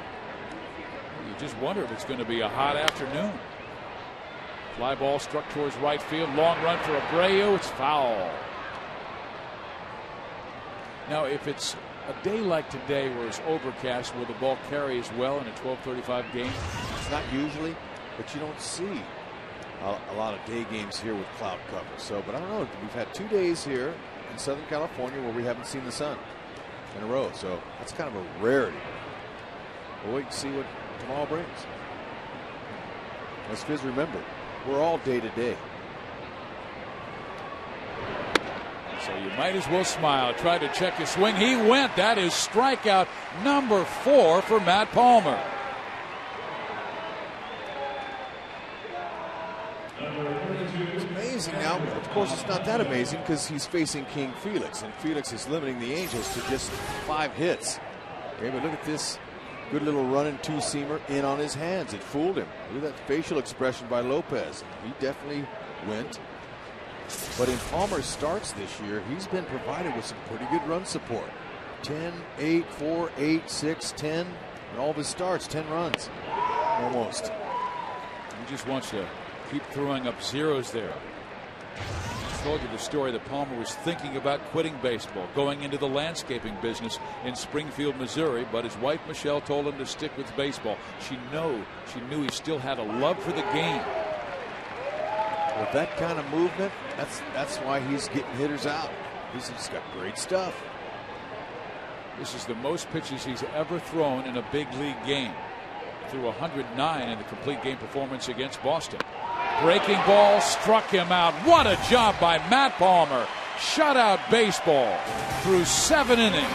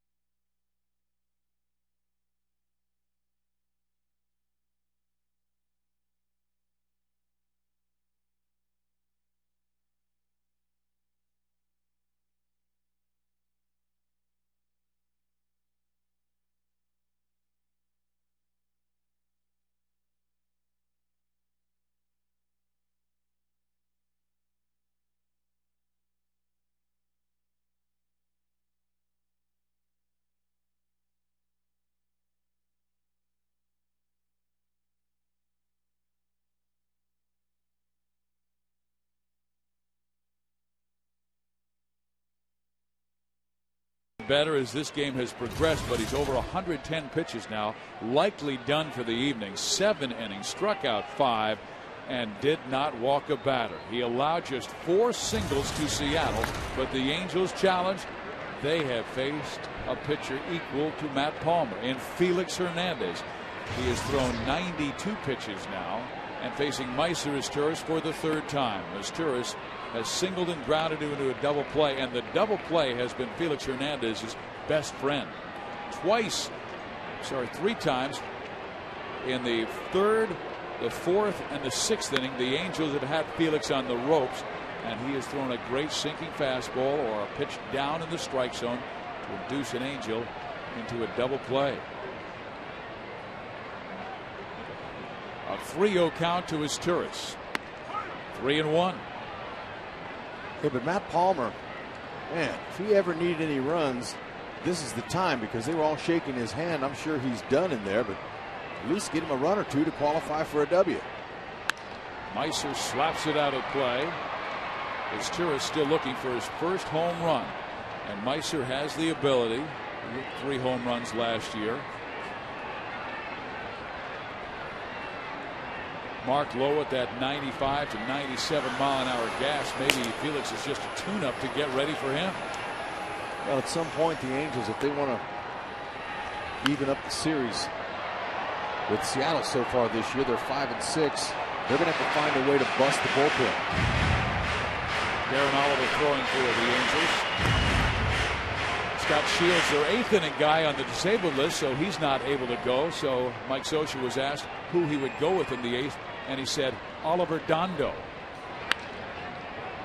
It is off of the heel of the glove of Branyan as Turris makes it to first base, and the Angels have their leadoff man on in the bottom of the 7th. Okay, here we go. Now we'll see if Mike Scioscia sacrifice bunts Matthews and try to get him into scoring position.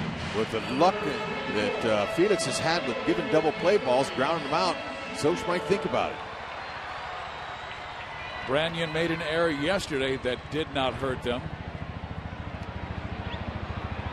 And that's a play that you would expect a first baseman to be able to make. But Branyan, this is his first year playing first every day. That was his 5th error already in this infield. The 4 infielders have 28. They have more errors as an infield than the Angels do as an entire team. Dead last in the American League. Ball came up on him a little.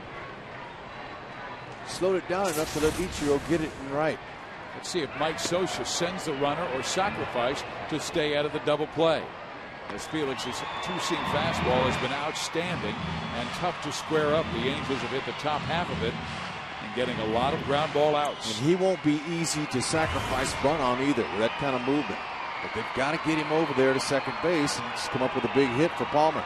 Next pitch will be Felix's 100. Matthews has 1 home run this year. He's hit as many as 19 in a season. And they're worried about his Turris going. Meiser stolen 5 bags. It's been caught just 1 time. I would expect to see Matthews try to continue to successfully sacrifice him to second, but we'll wait and see.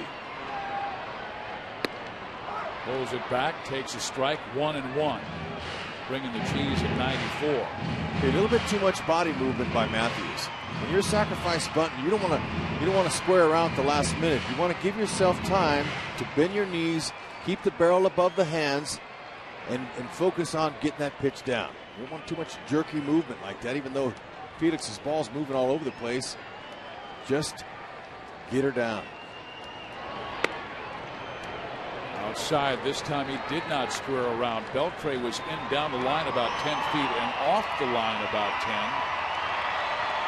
And if Matthews can slash one that way, it will make it really difficult for Beltre to make the play. They're playing Hernandez's fastball. As Turris dives back, he read it quickly.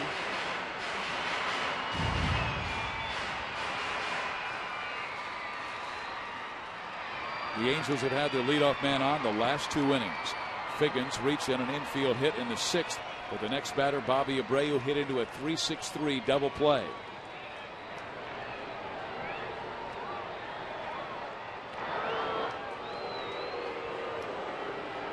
Felix has quick feet. He's improved his defense. He's fielding his position a little bit better, and he worked hard to improve his conditioning program in the offseason to help him be a little bit quicker off the mound.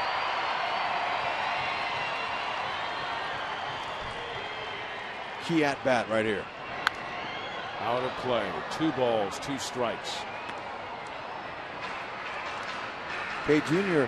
didn't look too comfortable squaring around the first 2 times. So Scioscia says, you know what, I think maybe we're better off of letting Matthews try to slap one to left field. Or pull one down the line. Gary struck out swinging his first time up on a great breaking ball away from him. And then fly it out to left field in the 5th.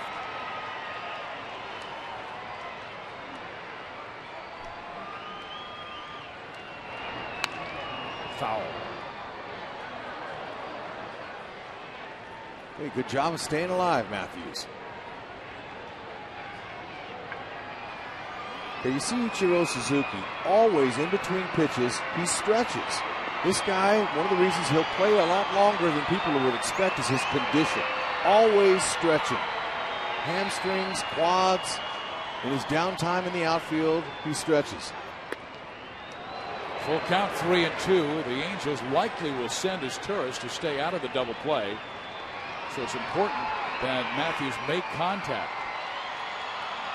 Angels had a line out into a double play yesterday and also a ground out into a double play, and Seattle's defense has turned 3 double plays this evening. As Turris goes, pitch is swung on, popped up left side, so Meiser must retreat to first base.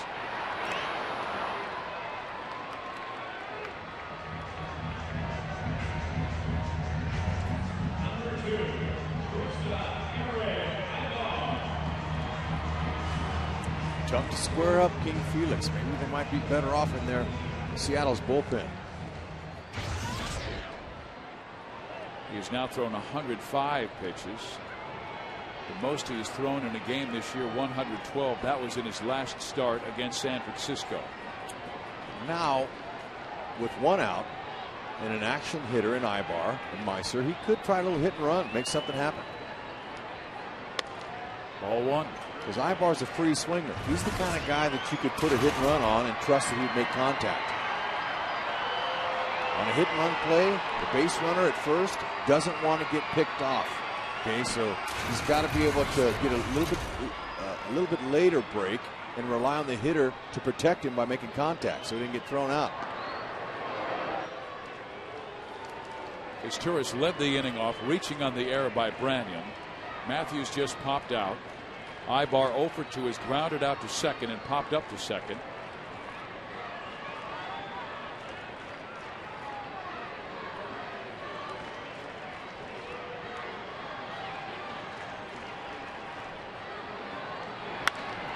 Hit well, center field, long run, Gutierrez. It is over his head, up against the wall. Is Turris coming around to score, and the Angels take the lead 1-0.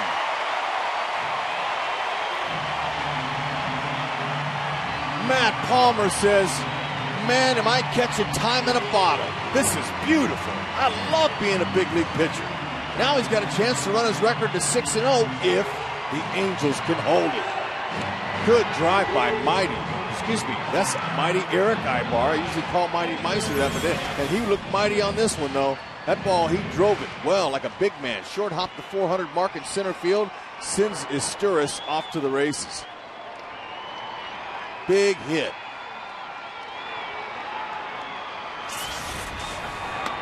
Angels would love to get some insurance. They got Mathis up. He is 1 for 2 with a single. That's the first extra base hit of the ball game. A double by Ibar. 1-0 Angels over Seattle and King Felix. I could tell by Franklin Gutierrez, a center fielder, man, he just turned and ran because he knew that ball was powdered.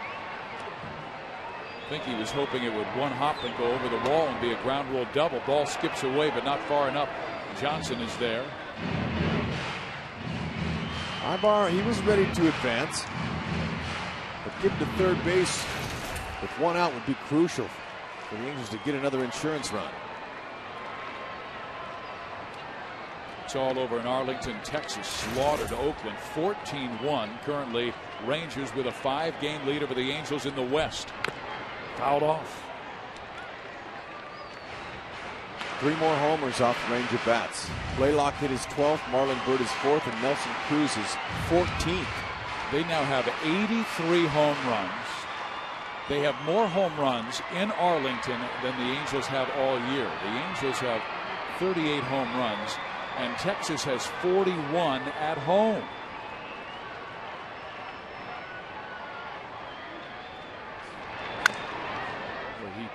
Fouled that one off. The count is even 2-2. Let's check the buy.com American League West standings. Rangers up by 5 in the West, playing great baseball. 11 games over 500, and it's been because of their pitching. Their pitching ERA has been right around 3.5 the month of May, and that's the time they've been hot. Seattle, as a matter of fact, has the lowest ERA in the major leagues their last 9 games. 2.35, and Wakamatsu knows that's why they've been over 500 in that time. Well, Walk also appreciates the effort he's getting out of his #1 gun, King Felix. Can't complain about this outing.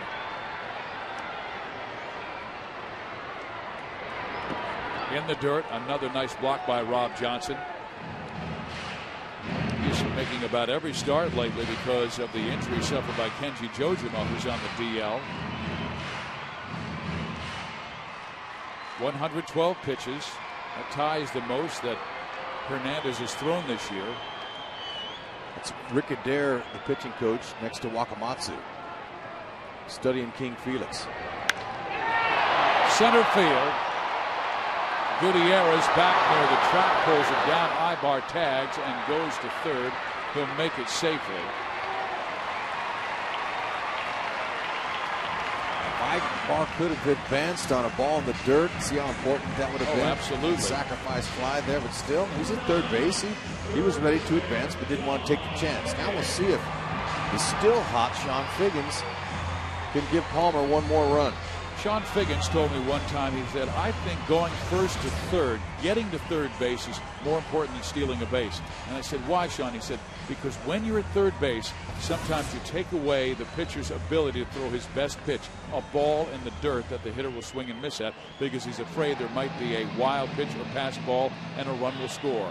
We've got a pitching change here in inning number 7. The Angels have taken the lead over Felix Hernandez.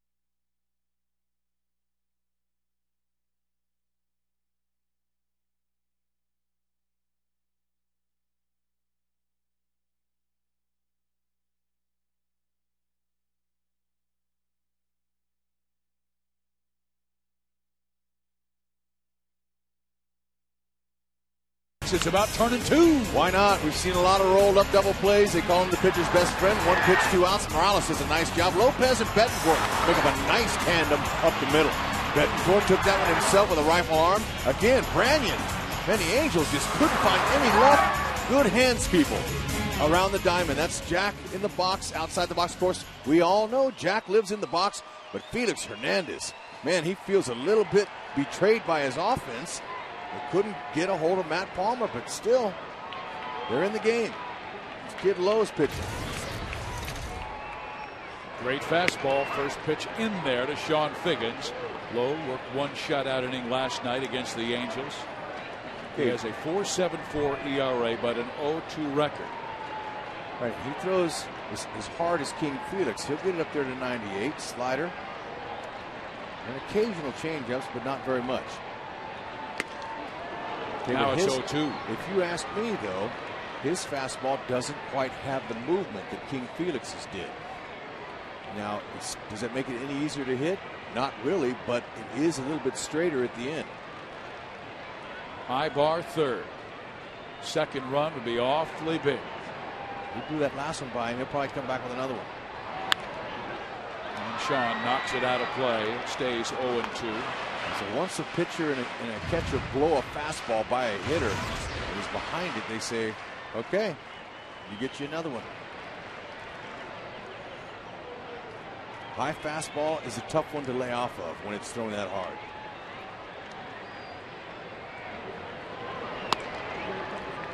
Teased him upstairs, and Sean doesn't bite.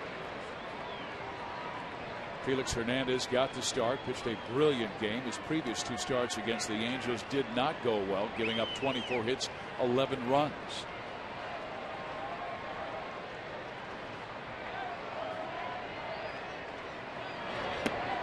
Breaking ball, doesn't bite at it, and the count is now 2-2. Okay, good job. Figgy, he's smiling on that one, saying, you almost got me. But I'm not biting on that. He wants something he can lace to left field.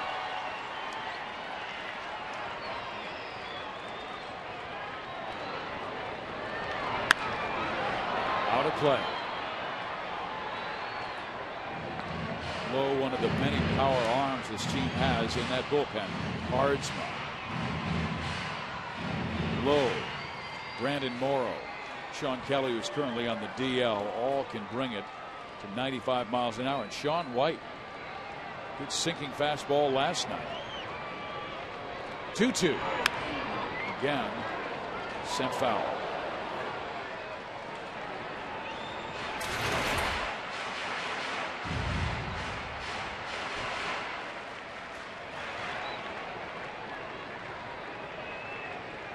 Vieira has come back to hurt Seattle in this 7th inning.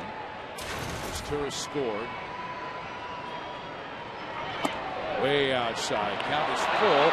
The throw to third, not in time. Ibar getting back just in time, and Beltre fell over Eric and kind of kneed him in the side of the head. And Adrian immediately said, "Are you okay?" Yeah, but he almost got him too. Sometimes Ibar on the bases get a little too aggressive, and he got back there, and Beltre just couldn't get it on him. Nice at bat by Sean Figgins. He's swinging the bat as well now as he has in a long time. He's battling him. Down 0-2. Now he's run at full 3-2. Keeps fouling it off. He has seen 9 pitches already from Mark Lowe. Branyan made the error that allowed his Turris to reach. Then Ibar doubled over the head of center fielder Gutierrez, scoring his Turris. Line drive towards left, but right at the left fielder, and Chavez makes the catch. But Ibar, a huge hit in the 7th, break the scoreless duel.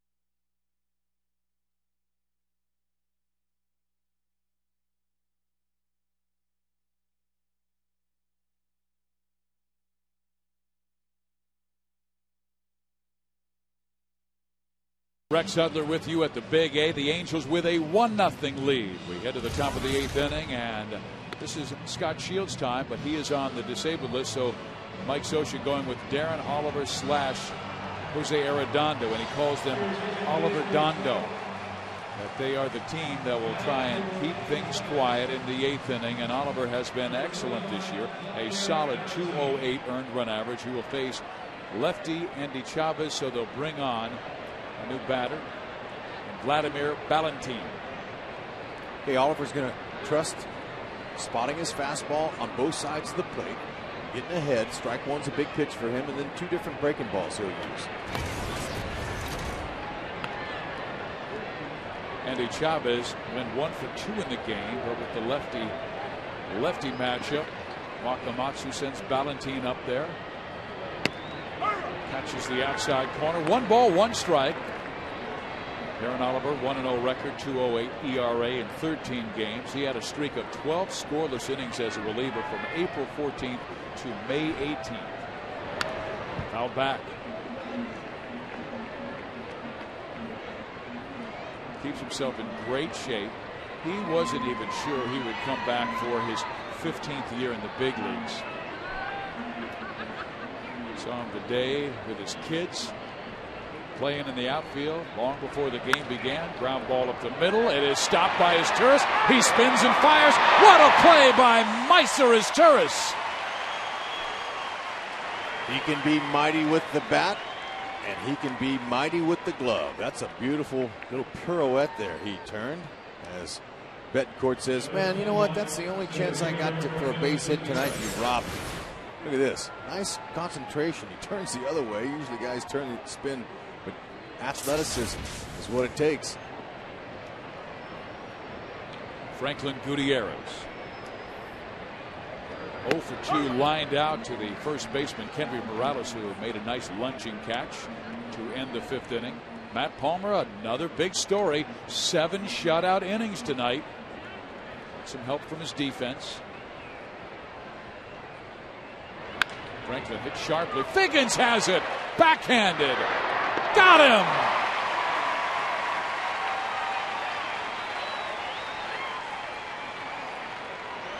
Figgins impresses me with his glove.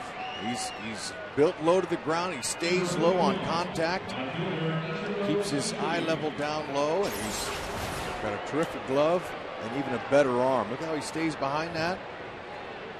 Gathers, and he taps his glove for timing before he throws. That's one thing young ball players can learn. So you tap that glove once you got it out of your glove and get your feet under you. That's dangerous hitter here. That's right.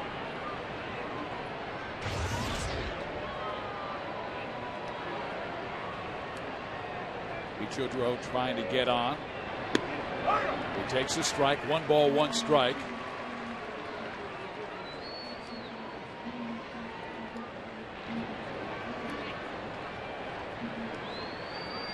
Suzuki 1 for 3, a single his first time up. Takes a breaking ball that barely misses up and in. That's a dangerous pitch to him. As he'll get his balance off. You know, he'll look like he's falling out of the batter's box, but his eyes tell his hands that's a hanger. He'll pull him.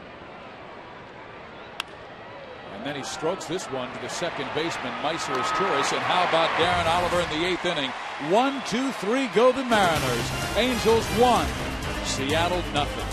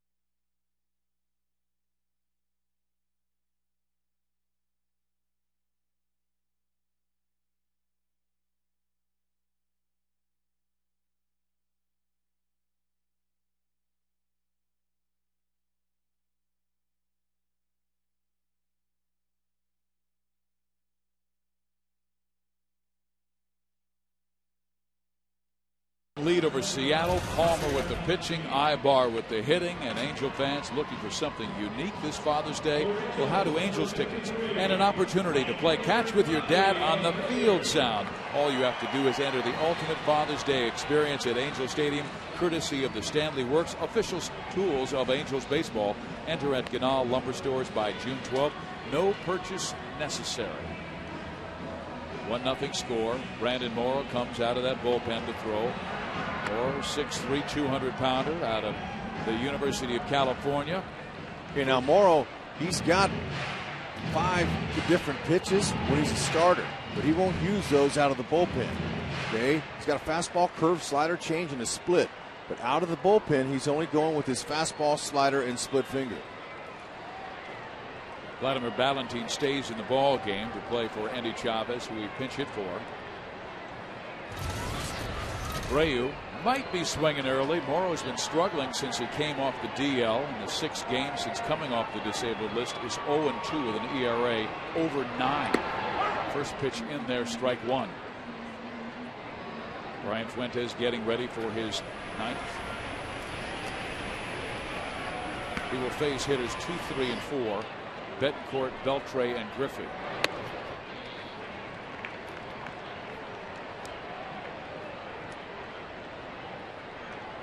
Two hits, 1 a big fly.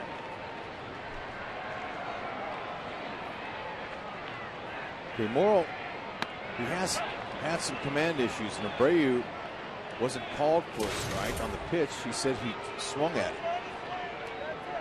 It's Paul Emmel behind home plate.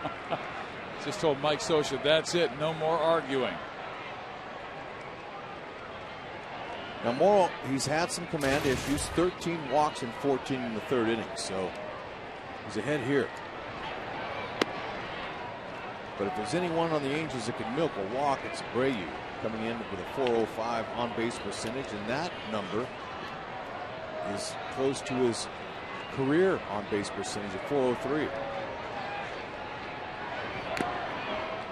Fouled back, count stays 2-2. Bobby looking for his first base hit of this series, went 0 for 4 with a couple of strikeouts last night. 0 for 3, twice grounding into double plays. He has hit the ball hard twice tonight.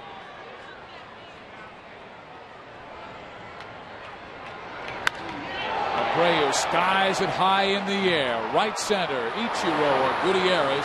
It's Suzuki to make the catch about 10 feet from the warning track for out number 1. Just missed that one. Both of these teams have played excellent defense, and wouldn't it figure that the one mistake that Seattle made defensively, Russell Branyan comes back to haunt them so far, and that was when Branyan made the error, and Eric Ibar would later double over the head of Gutierrez in center field to drive in the only run of the game. There's Vlad Guerrero.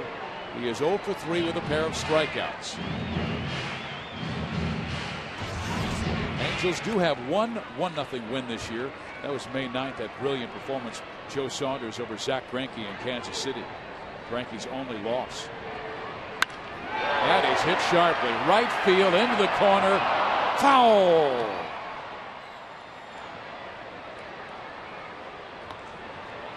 Vladdy in his last couple games has been squaring up a few balls. Wanted that one to stay fair. You know, I think that Scioscia is going to continue to have Vladdy up in the top of that order, hitting 3rd. He's going to give him a chance to get himself together before he would consider moving him down in the lineup. That'll help with a base hit on a pitch not even close to the strike zone.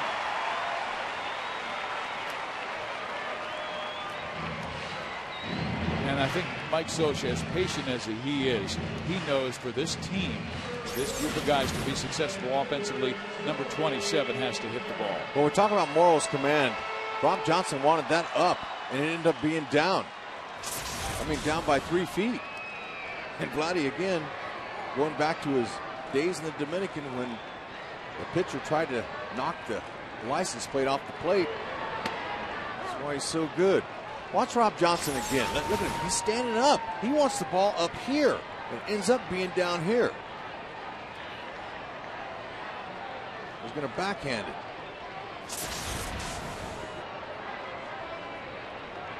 Hunter's been on twice. Chases a slider. Troy was hit by a pitch in the 4th inning, singled in the 6th inning. Felix Hernandez and Matt Palmer went toe to toe and matched each other beautifully for 7 innings. Palmer went 7 shutout innings.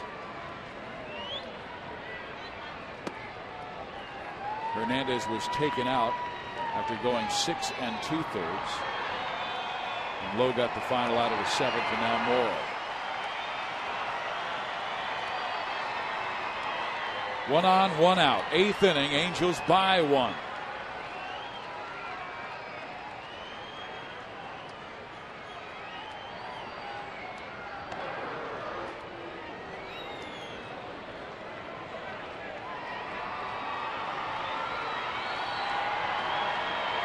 Angels need a win to stay within 4.5 games of first place Texas. Rangers won big over Oakland tonight, 14-1.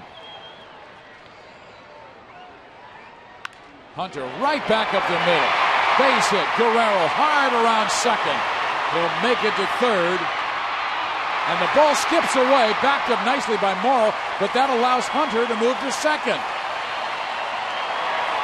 So just give the Mariners another air. That'll be on their center fielder, Franklin Gutierrez.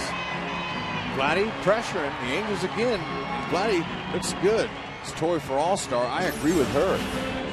He lasered this, man, right by him. Brandon Morrow says, woo, man. Ball. And then Vladdy pressed the issue. Went to third base. That's another Angel going from first to third on a single. They will intentionally walk Kendry Morales to set up the double play. Meiser, as tourist, is waiting on deck. We've seen this before with Kendry. That's the kind of respect they have for him as a hitter. And Brandon Morrow knows Morales well. He threw him a fastball back at Safeco Field, and Kendry hit it over the center field wall. Tremendous shot.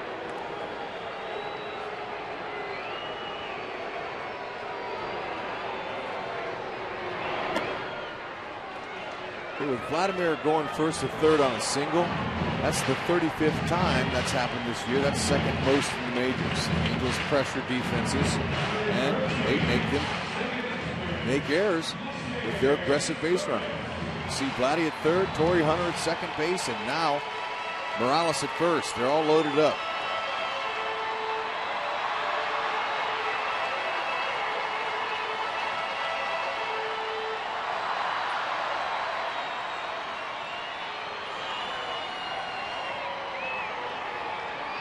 That was the 5th intentional walk to Kendry Morales this year.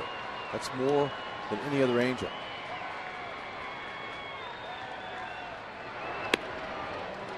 Meiser is singled, grounded into a double play, and he reached on the air and scored the only run of the ball game back in the 7th inning when Ibar doubled him home. Ladd at third, Hunter second, Morales first. In there. 1-1. Morales, he can work the count. This is a dangerous batter for in a situation like this because he's a guy that's not necessarily have a home run threat, but he has a level stroke and a lot of confidence. Situations like these. 2-1. Very patient, doesn't go up there hacking. Sees all those runners on bases. Sure, he wants to get a big hit, but only on his pitch.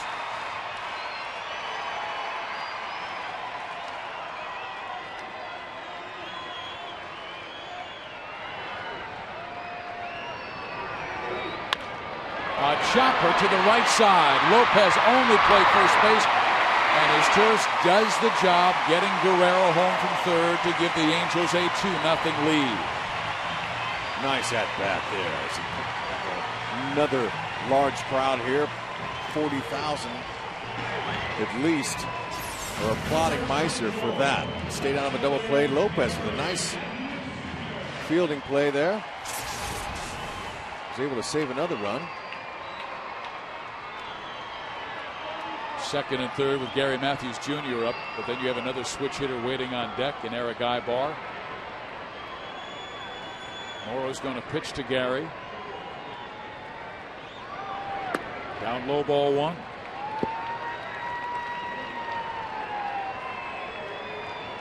Matthews 0 for 3, struck out in the second, flied out in the fifth, and popped up in the seventh inning.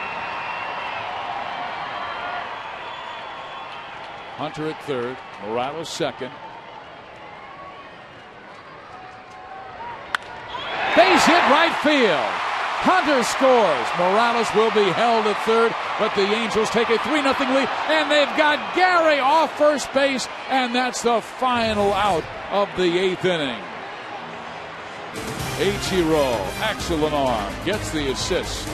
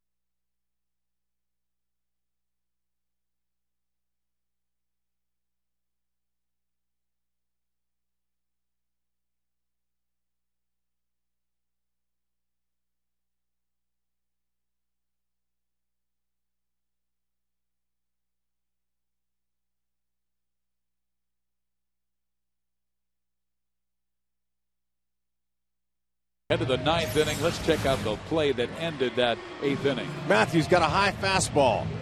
He pulls it in the hole. Ichiro winds up. They hold Morales. And a nice little backhand flip to Lopez, who was in the right spot, gets Matthews a little bit far off the base. But damage has been done. Brian Fuentes comes out of that bullpen, HUD. He's 0-2 this year, a 4.08 earned run average. You see his saves. That's tied with Boston's Jonathan Papelbon for most of the American League.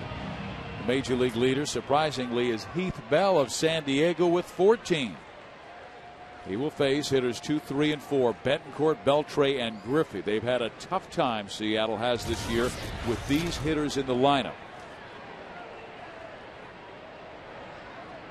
They are 1 for 6. And this was follow the leader last night. Before last night's ball game, Brian Fuentes had all the little chicks in the chicken coop following him into the bullpen. Down the line. Oh, look at Figgins. Backhand. Long throw. Got him.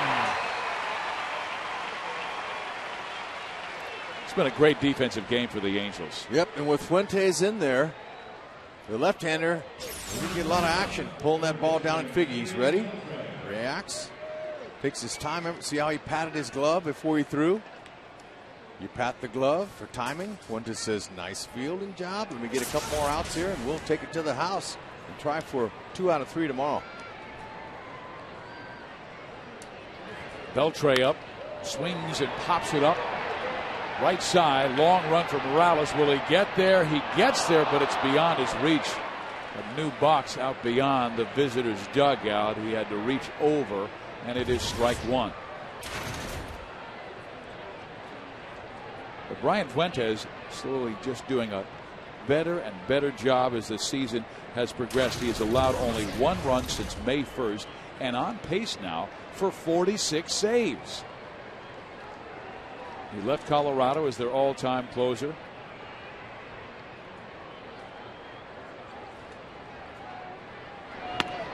Oh, 2. You know, you mentioned Heath Bell, the closer for San Diego. I think he gave up his first blown save tonight. Colorado 8, San Diego 7. 3-0 here. Angels have the lead.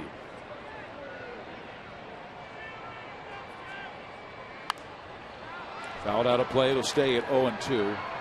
And who would have thunk at this crazy game of baseball? Lackey versus Vargas last night. Vargas beats Lackey. Tonight, Hernandez versus Palmer, a rookie at the age of 30. And Palmer has a chance to go 6-0 over Felix Hernandez when he was on his A game. Hard to figure. There's a changeup that didn't work. He's got one he'll throw to righties, especially when he's ahead in the count. Try to waste a couple. He's got a really good side-winding breaking ball. It's a big break. Teased him again away. He's more of a pitcher that's a closer. He's going to work the batters a little bit, keep it down. He's not does not possess a big power fastball like a lot of closers, but he's got the credentials and gets the job done. Line drive, base hit, left center field.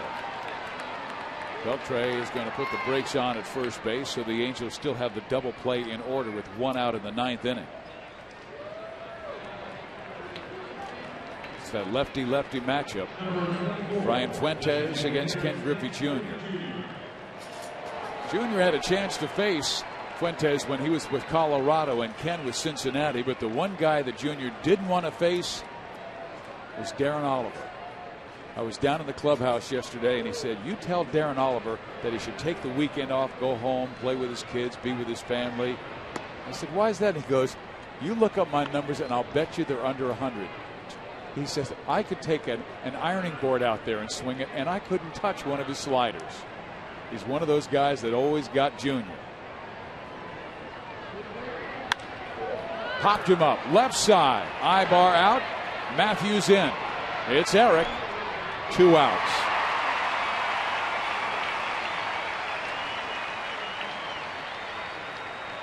Well, if the Angels able to nail this one down, this would be their 5th shutout of the year.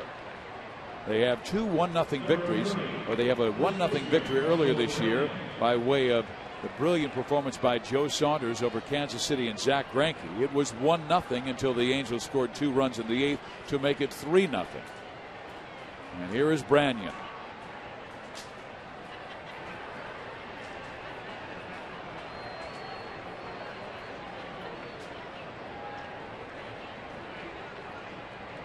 Runner goes, pitch is swung on and driven into left field, a base hit.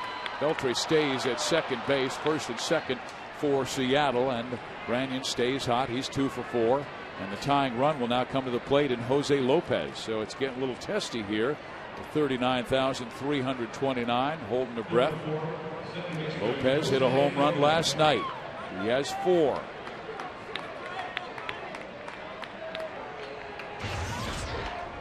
Fuentes 13 for 15 saving games this year.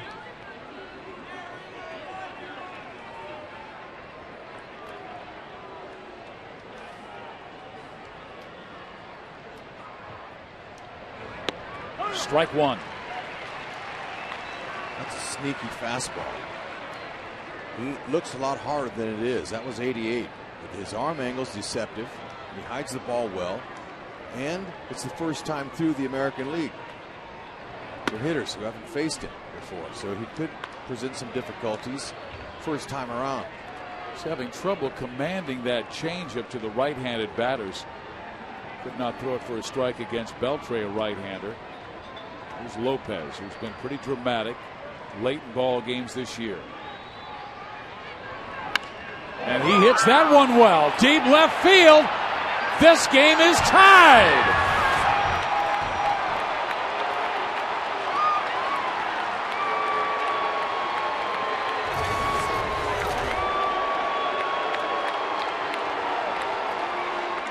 Jose Lopez jumped Brian Fuentes for his 5th home run to tie up this game in the night. And what that does is it washes Matt Palmer's victory away.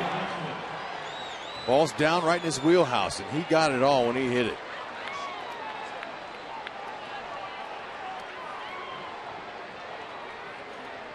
So a 3-0 lead is completely gone, and now it's a 3-3 ball game, and Brian upset with himself as he's blown his third save this year. Now the batter, Rob Johnson, fouls off the first pitch. Lopez has 3 walk-off hits this year, game-winning hits for Seattle. One came in the 15th inning, one came in the 9th inning. Now a dramatic hit in the 9th inning to tie this game up with the Angels. Fuentes' second home run allowed, both of them to right-handed batters.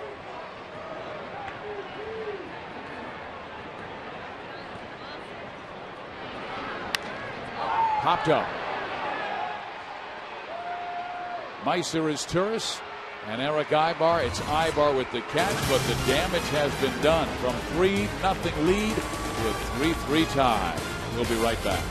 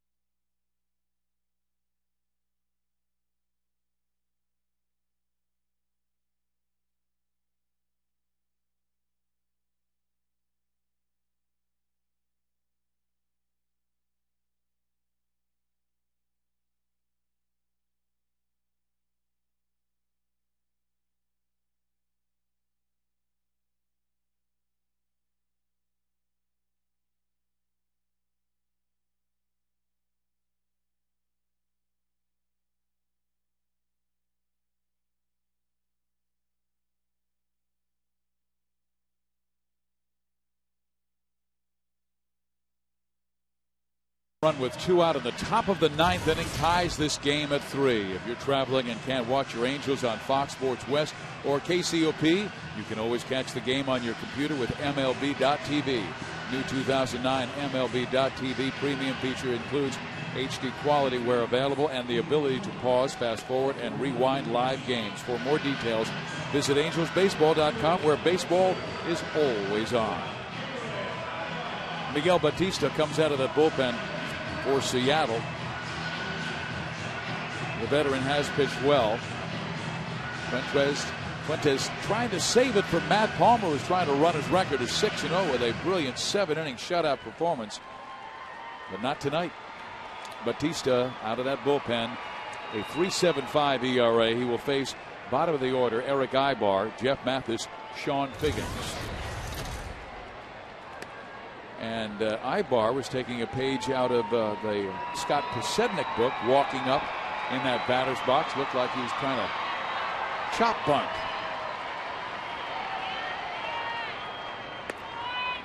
Two and 0. He's got some pretty good pitches now. He's got 5 if he wants to use them, but that's as a starter. This guy revolves between starting and in the bullpen. They've been using him late in games. Batista. A little running fastball. He'll pump it up to the low to mid-90s. Slider curve and a split finger. And they won't use the changeup or split very much. And he's a guy who can give you length. Don Wakamatsu said he's a guy who can go 1 inning or 3 innings. It was Ibar who got him on the board first tonight, as he hit a nice double, man. I mean, a ringing double. Short hop the wall, center field. Brought home Meiser Asturis. Angels scored 2 more in the 8th, only to give it up to a 3-run home run by Jose Lopez, and we're back to square one. Eric has 1 home run this year, 12 RBIs. Foul.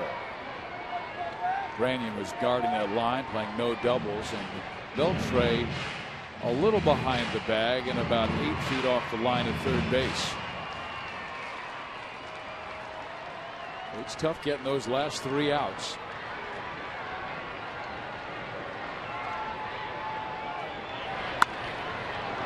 Popped up left side. Will there be enough room for Beltre or Ballantine? Ballantine tried to go into the stands, but it's a foul ball. I saw a sign down there, vote for Torrey Hunter All-Star. Fans do that. The guy's having a marvelous season, both defensively, offensively. You can go online, angelsbaseball.com, find out how to do it there. They've got the All-Star voting. A guy like Torrey Hunter, very deserving. No, he's the best in his position on both sides of the ball this year, if you ask me. Okay, Grady Sizemore, who is a solid player. He's having an off year this year. There's a base hit. Good start for the Angels with Ibar reaching against Batista.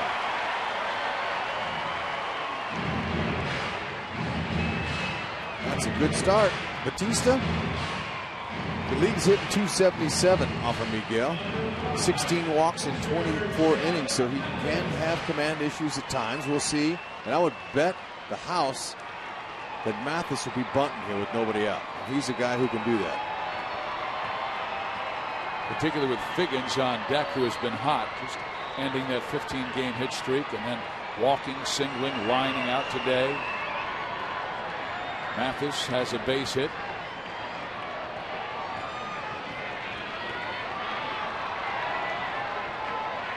Batista throws over.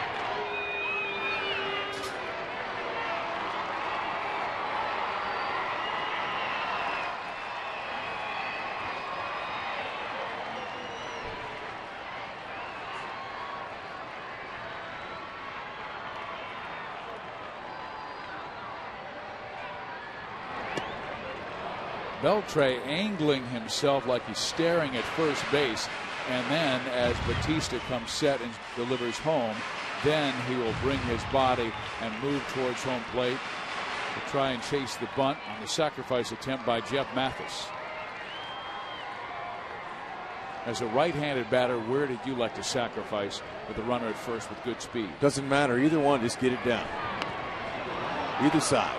1-1. Fastballs that move are the most difficult.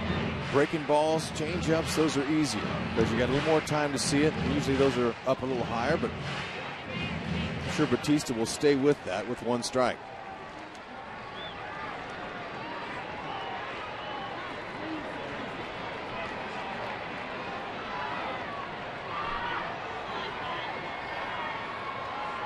Beltre creeping in, then they throw over, and Ibar back easily. He had a very modest lead at first base. Branyan is holding him. Lopez cheating over at second base, and Beltre down that line. It's almost like Beltre's daring Jeff. Bunt it to me.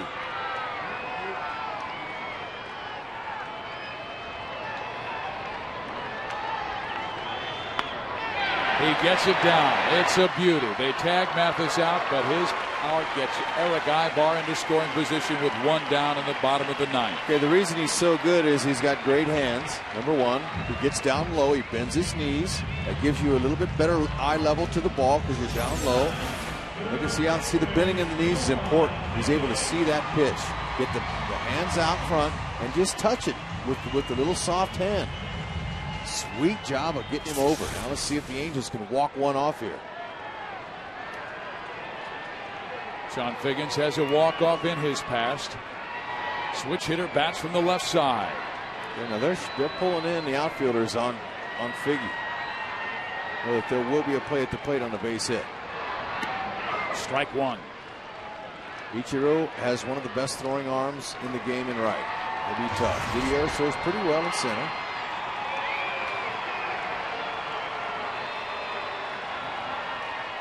Ballantine in right. In left field is an average thrower. How big a secondary lead would you want to get at second base? You want to try to have a modest lead to start, and the secondary lead is what the lead you get on the pitch. So you want to really get out there a couple extra feet in the secondary pitch so you can make it closer at the plate, in a game of inches. The bigger lead you get at second base, less time it takes you to get to home.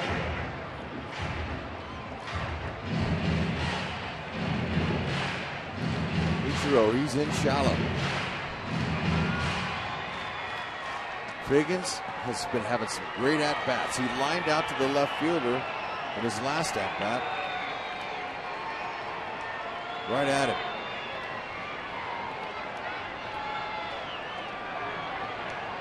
Ibar reached on the single. Mathis laid down the sacrifice. Outside. 1 ball, 1 strike. This is the perfect situation for the Angels right here. You got a speedy guy on, tie game, bottom of the 9th inning. Couple hitters, Figgy and Abreu on deck that can walk them off. 5 career walk-offs for Figgy. His last came against these Mariners.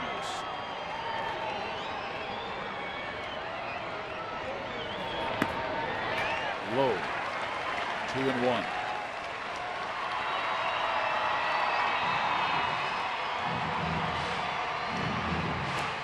Okay, Rob Johnson, he went out and talked to Miguel Batista about Figgins. He says, you know what? We got to keep everything down low with this guy. And he's a hot hitter. He's swinging the bat pretty well. We got first base open. And 1 out. Be careful with him. Back up the middle. Lopez has it. His throw just in time. Ibar moves to third. Little bit off the end of the bat. John Figgins made a nice bid, though. Lopez was in the right place at the right time. So Miguel Batista dodged one there. So it's up to Bobby Abreu.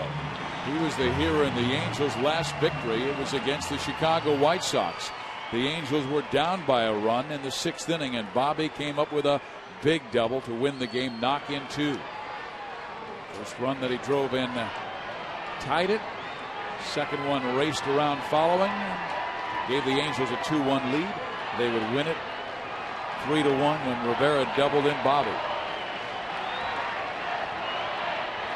Abreu is the only Angel without a hit, and he takes strike 1. Figgins has 1 hit. Vlad Guerrero has 1. Hunter has 2. Morales with 1. Asturias with 1. Matthews has 1. Ibar 2. And Jeff Mathis has 1.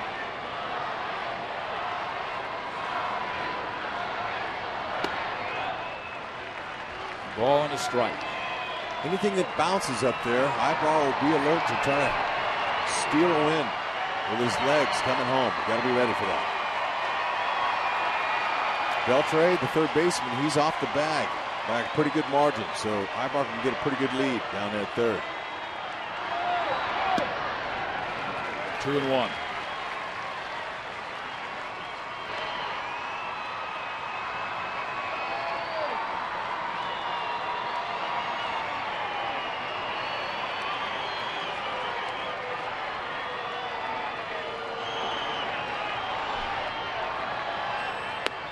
In there. 2 balls and 2 strikes.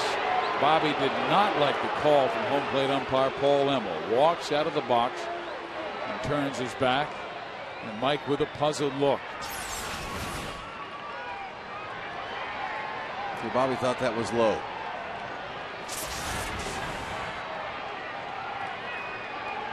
Abreu has good numbers against Miguel Batista. But now the 2-2 pitch to Bobby.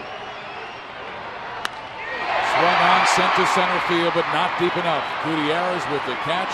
We will head to extra innings here at the Big A. Tied at 3.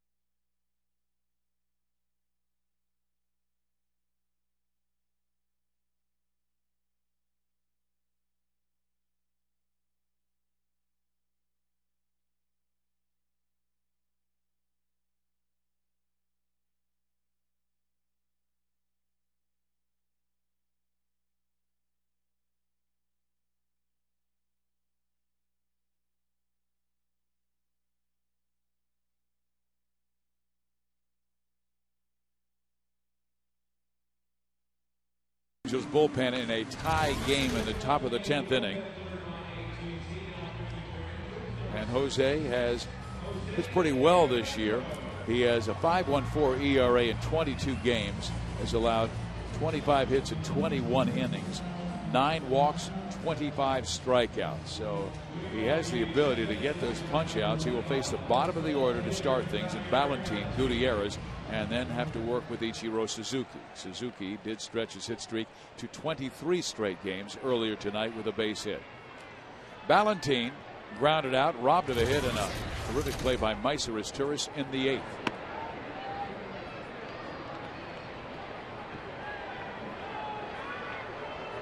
Tonight, Matt Palmer got the start, worked 7 shutout innings, left with a 1-0 lead. The Angels scored 2 in the 8th and took a 3-0 lead to the 9th. They held it to 2 out in the top of the 9th inning when Jose Lopez hit a 3-run home run off Brian Fuentes to tie it up.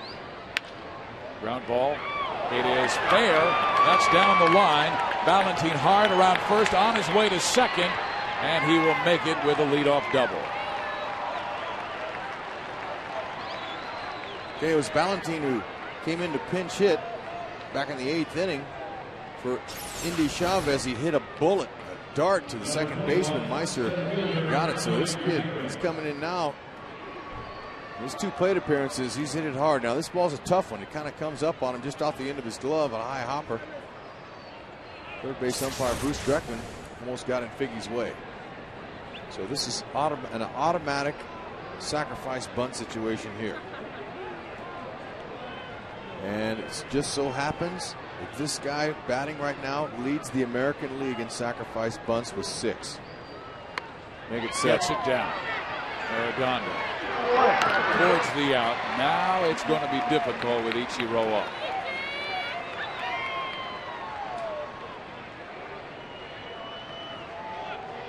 David Artsma starting to warm up in that Seattle pen in case Seattle takes the lead. Then they would bring him on at the bottom of the 10th inning to try and close it out.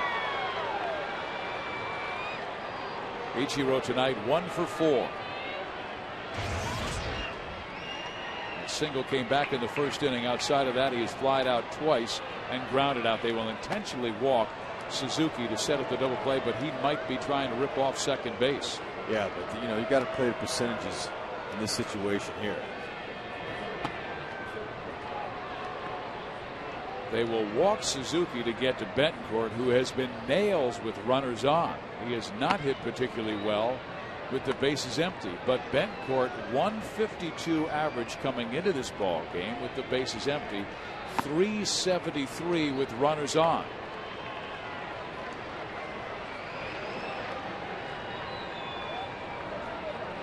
Arredondo's going to have to go to pitcher. He needs a strikeout. Yeah, he has not pitched with the same kind of command as he showed last year when Jose had that great rookie season. His 10 wins led all Major League Baseball relievers and had a 1.62 ERA, 3.5 runs lower than his current ERA in 2009. Runners at the corners, a 3-3 score, 10th inning. Betancourt the batter. Angels infield in. Strike 1. He's got the ability. He's got a good hard sinking fastball. Mixing in a couple of changeups now with a slider. Or excuse me, split finger.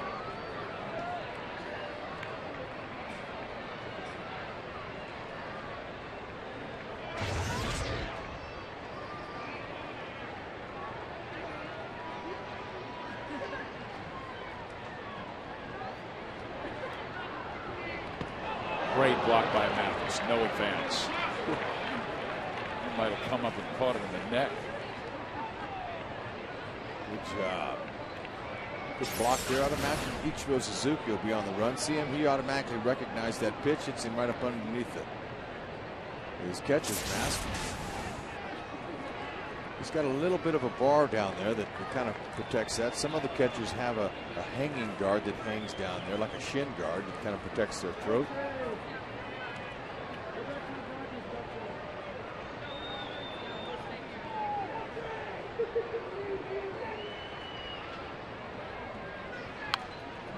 Foul back over our heads. The count is 1-2. And this is where Jeff Mathis has to really be good, because the strikeout pitch for Jose Arredondo has been that split finger pitch. But so many times when he uses it, it has been coming up early in the dirt, and Mathis has to smother that to make sure Valentin does not score from third.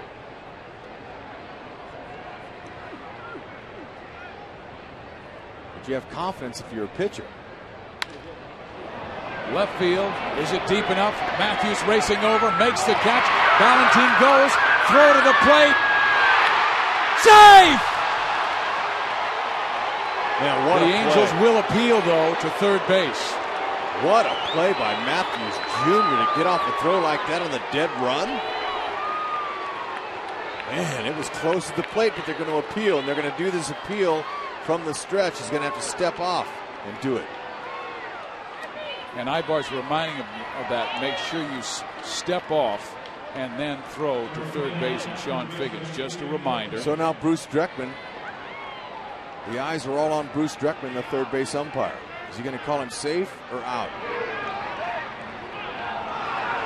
Safe. Well, actually, it was the home plate umpire, Paul Immel, who signaled safe.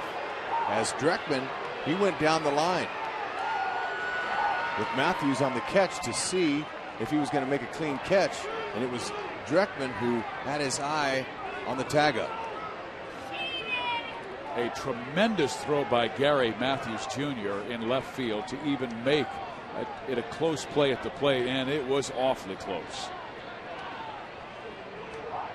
Great try.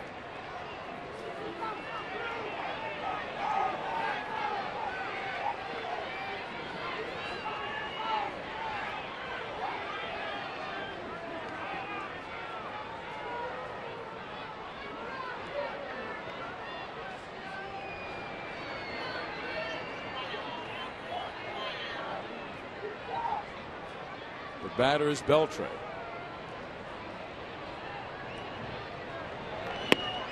It seemed like moments ago the Angels were going to nail down their 25th win. And here's the catch. Nope, did not leave early. Nope. Got away. Would have shown it to us.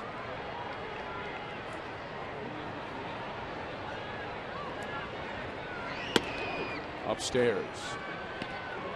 Seems like moments ago the Angels were 1 out away from a 3-0 victory. Now they are trailing 4-3 and in danger of falling 5.5 games behind the Texas Rangers in the American League West. But the Angels bullpen continues to wobble in the first 2 months of the season. Line drive, base hit left field. Third hit for Beltre. The guys who were doing it so well in the past are no longer doing that. Arredondo has an ERA over 5. He was a 1.62 ERA, one of the top rookies in baseball coming out of the bullpen. Yep, he scuffled at times. He's not pitching with the same confidence that he did last year. His command is way different. I mean, too much of that strike zone. So Junior's up, and Ken Griffey Jr. is 0 for 4. Ken has grounded into a 3-6-3 double play back in the first, grounded out in the fourth to second base, and popped up twice. 4-3 ball game. Seattle has the lead.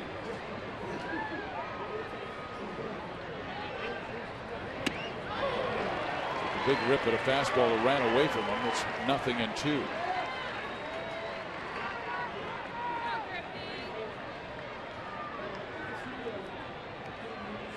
Mariners won last night 5-2. Jason Vargas over John Lackey tonight. An outstanding performance for 7 innings by Matt Palmer.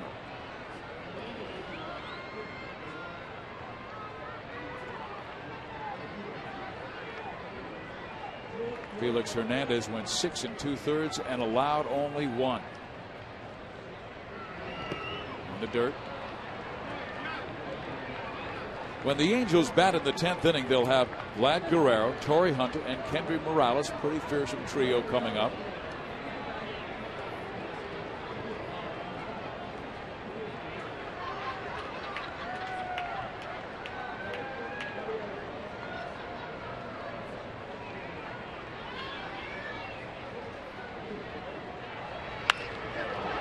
Line drive to Kendry Morales. The inning is over, but a run scores for Seattle, claim the lead 4-3 over the Angels in Arredondo.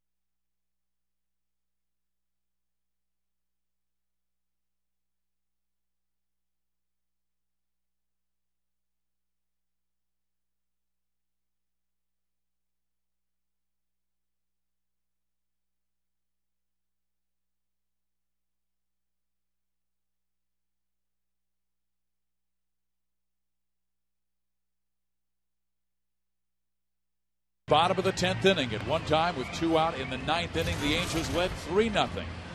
Their bullpen has allowed 4 runs in this ball game, and now they trail by a run. And David Aardsma coming out of the Seattle bullpen. He has been outstanding this year with a 1.14 ERA and just a throw-in deal in January with the Boston Red Sox. And now he's Seattle's closer. Saved his 7th game last night in a 5-2 Mariners win over the Angels. He will face Vlad Guerrero to start it, then Torrey Hunter, then Kendry Morales. These are the games the Angels used to wrap up because they always had a great 1-2-3 combination in their bullpen for innings 7, 8, and 9. But that has not been the case in 2009. The Angels came in out of the 30 teams in baseball with the 2nd highest ERA in the major leagues. 29 30 teams, 5.90. Out of play, right side. Aardsma will come after you with the heat. He can reach the mid-90s with his fastball. That's right. He can go up above that. He's thrown some at 98. He's got a slider and a split finger. There's only been one batter hit a homer off him this year in 23 innings plus pitching, and that's been a righty. Power on power right here. Vlad lines it to right field, so the Angels have a good start to the bottom of the 10th. Okay, so look for Howie Kendrick to pinch run for Vladdy here. Got their leading guy on. Okay, and there he comes. He's got a set of fresh legs out there. Big Daddy delivers his 2nd hit of the evening, and he squared it up. That's a 95-mile-an-hour fastball down low where he loves it. So the Angels, with their power here, and Hunter and Morales still have a chance to walk one off. Well, Torrey Hunter has been brilliant this year, and he has 11 home runs, and 9 of them have come against right-handed pitchers. Aardsma darts the inside corner with a fastball, strike 1. Hunter is 2 for 3 in the ball game with a pair of singles. You bet, fans. Go and punch him in. All-Star 2009. Kendrick with good speed. He has stolen 6 bases this year and been caught just 1 time. A lot of closers don't have very good moves. They don't have a chance to work on them. Yeah, when it comes to the run game, he's a little bit below average as far as holding runners on. A little roller that Aardsma has. Gets it for 1. On to first, 2.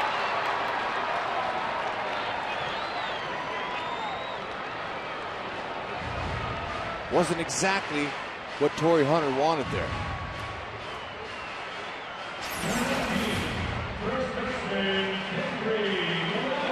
Okay, so Hunter just kind of checked his swing, and you know that one right-handed batter that hit a home run off Aardsma this year was Torrey Hunter. One last chance in Kendry Morales.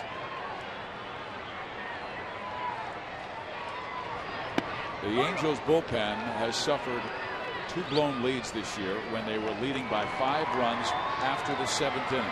Tonight they had a 3-run lead with 2 out in the top of the 9th inning.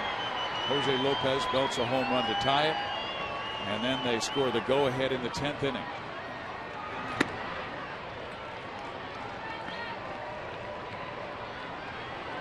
And there's one thing that the Angels organization must straighten out. Troubles the bullpen has suffered this year. Scott Shields on the disabled list. Swing and a miss. It's 1-2. Pretty good split finger there.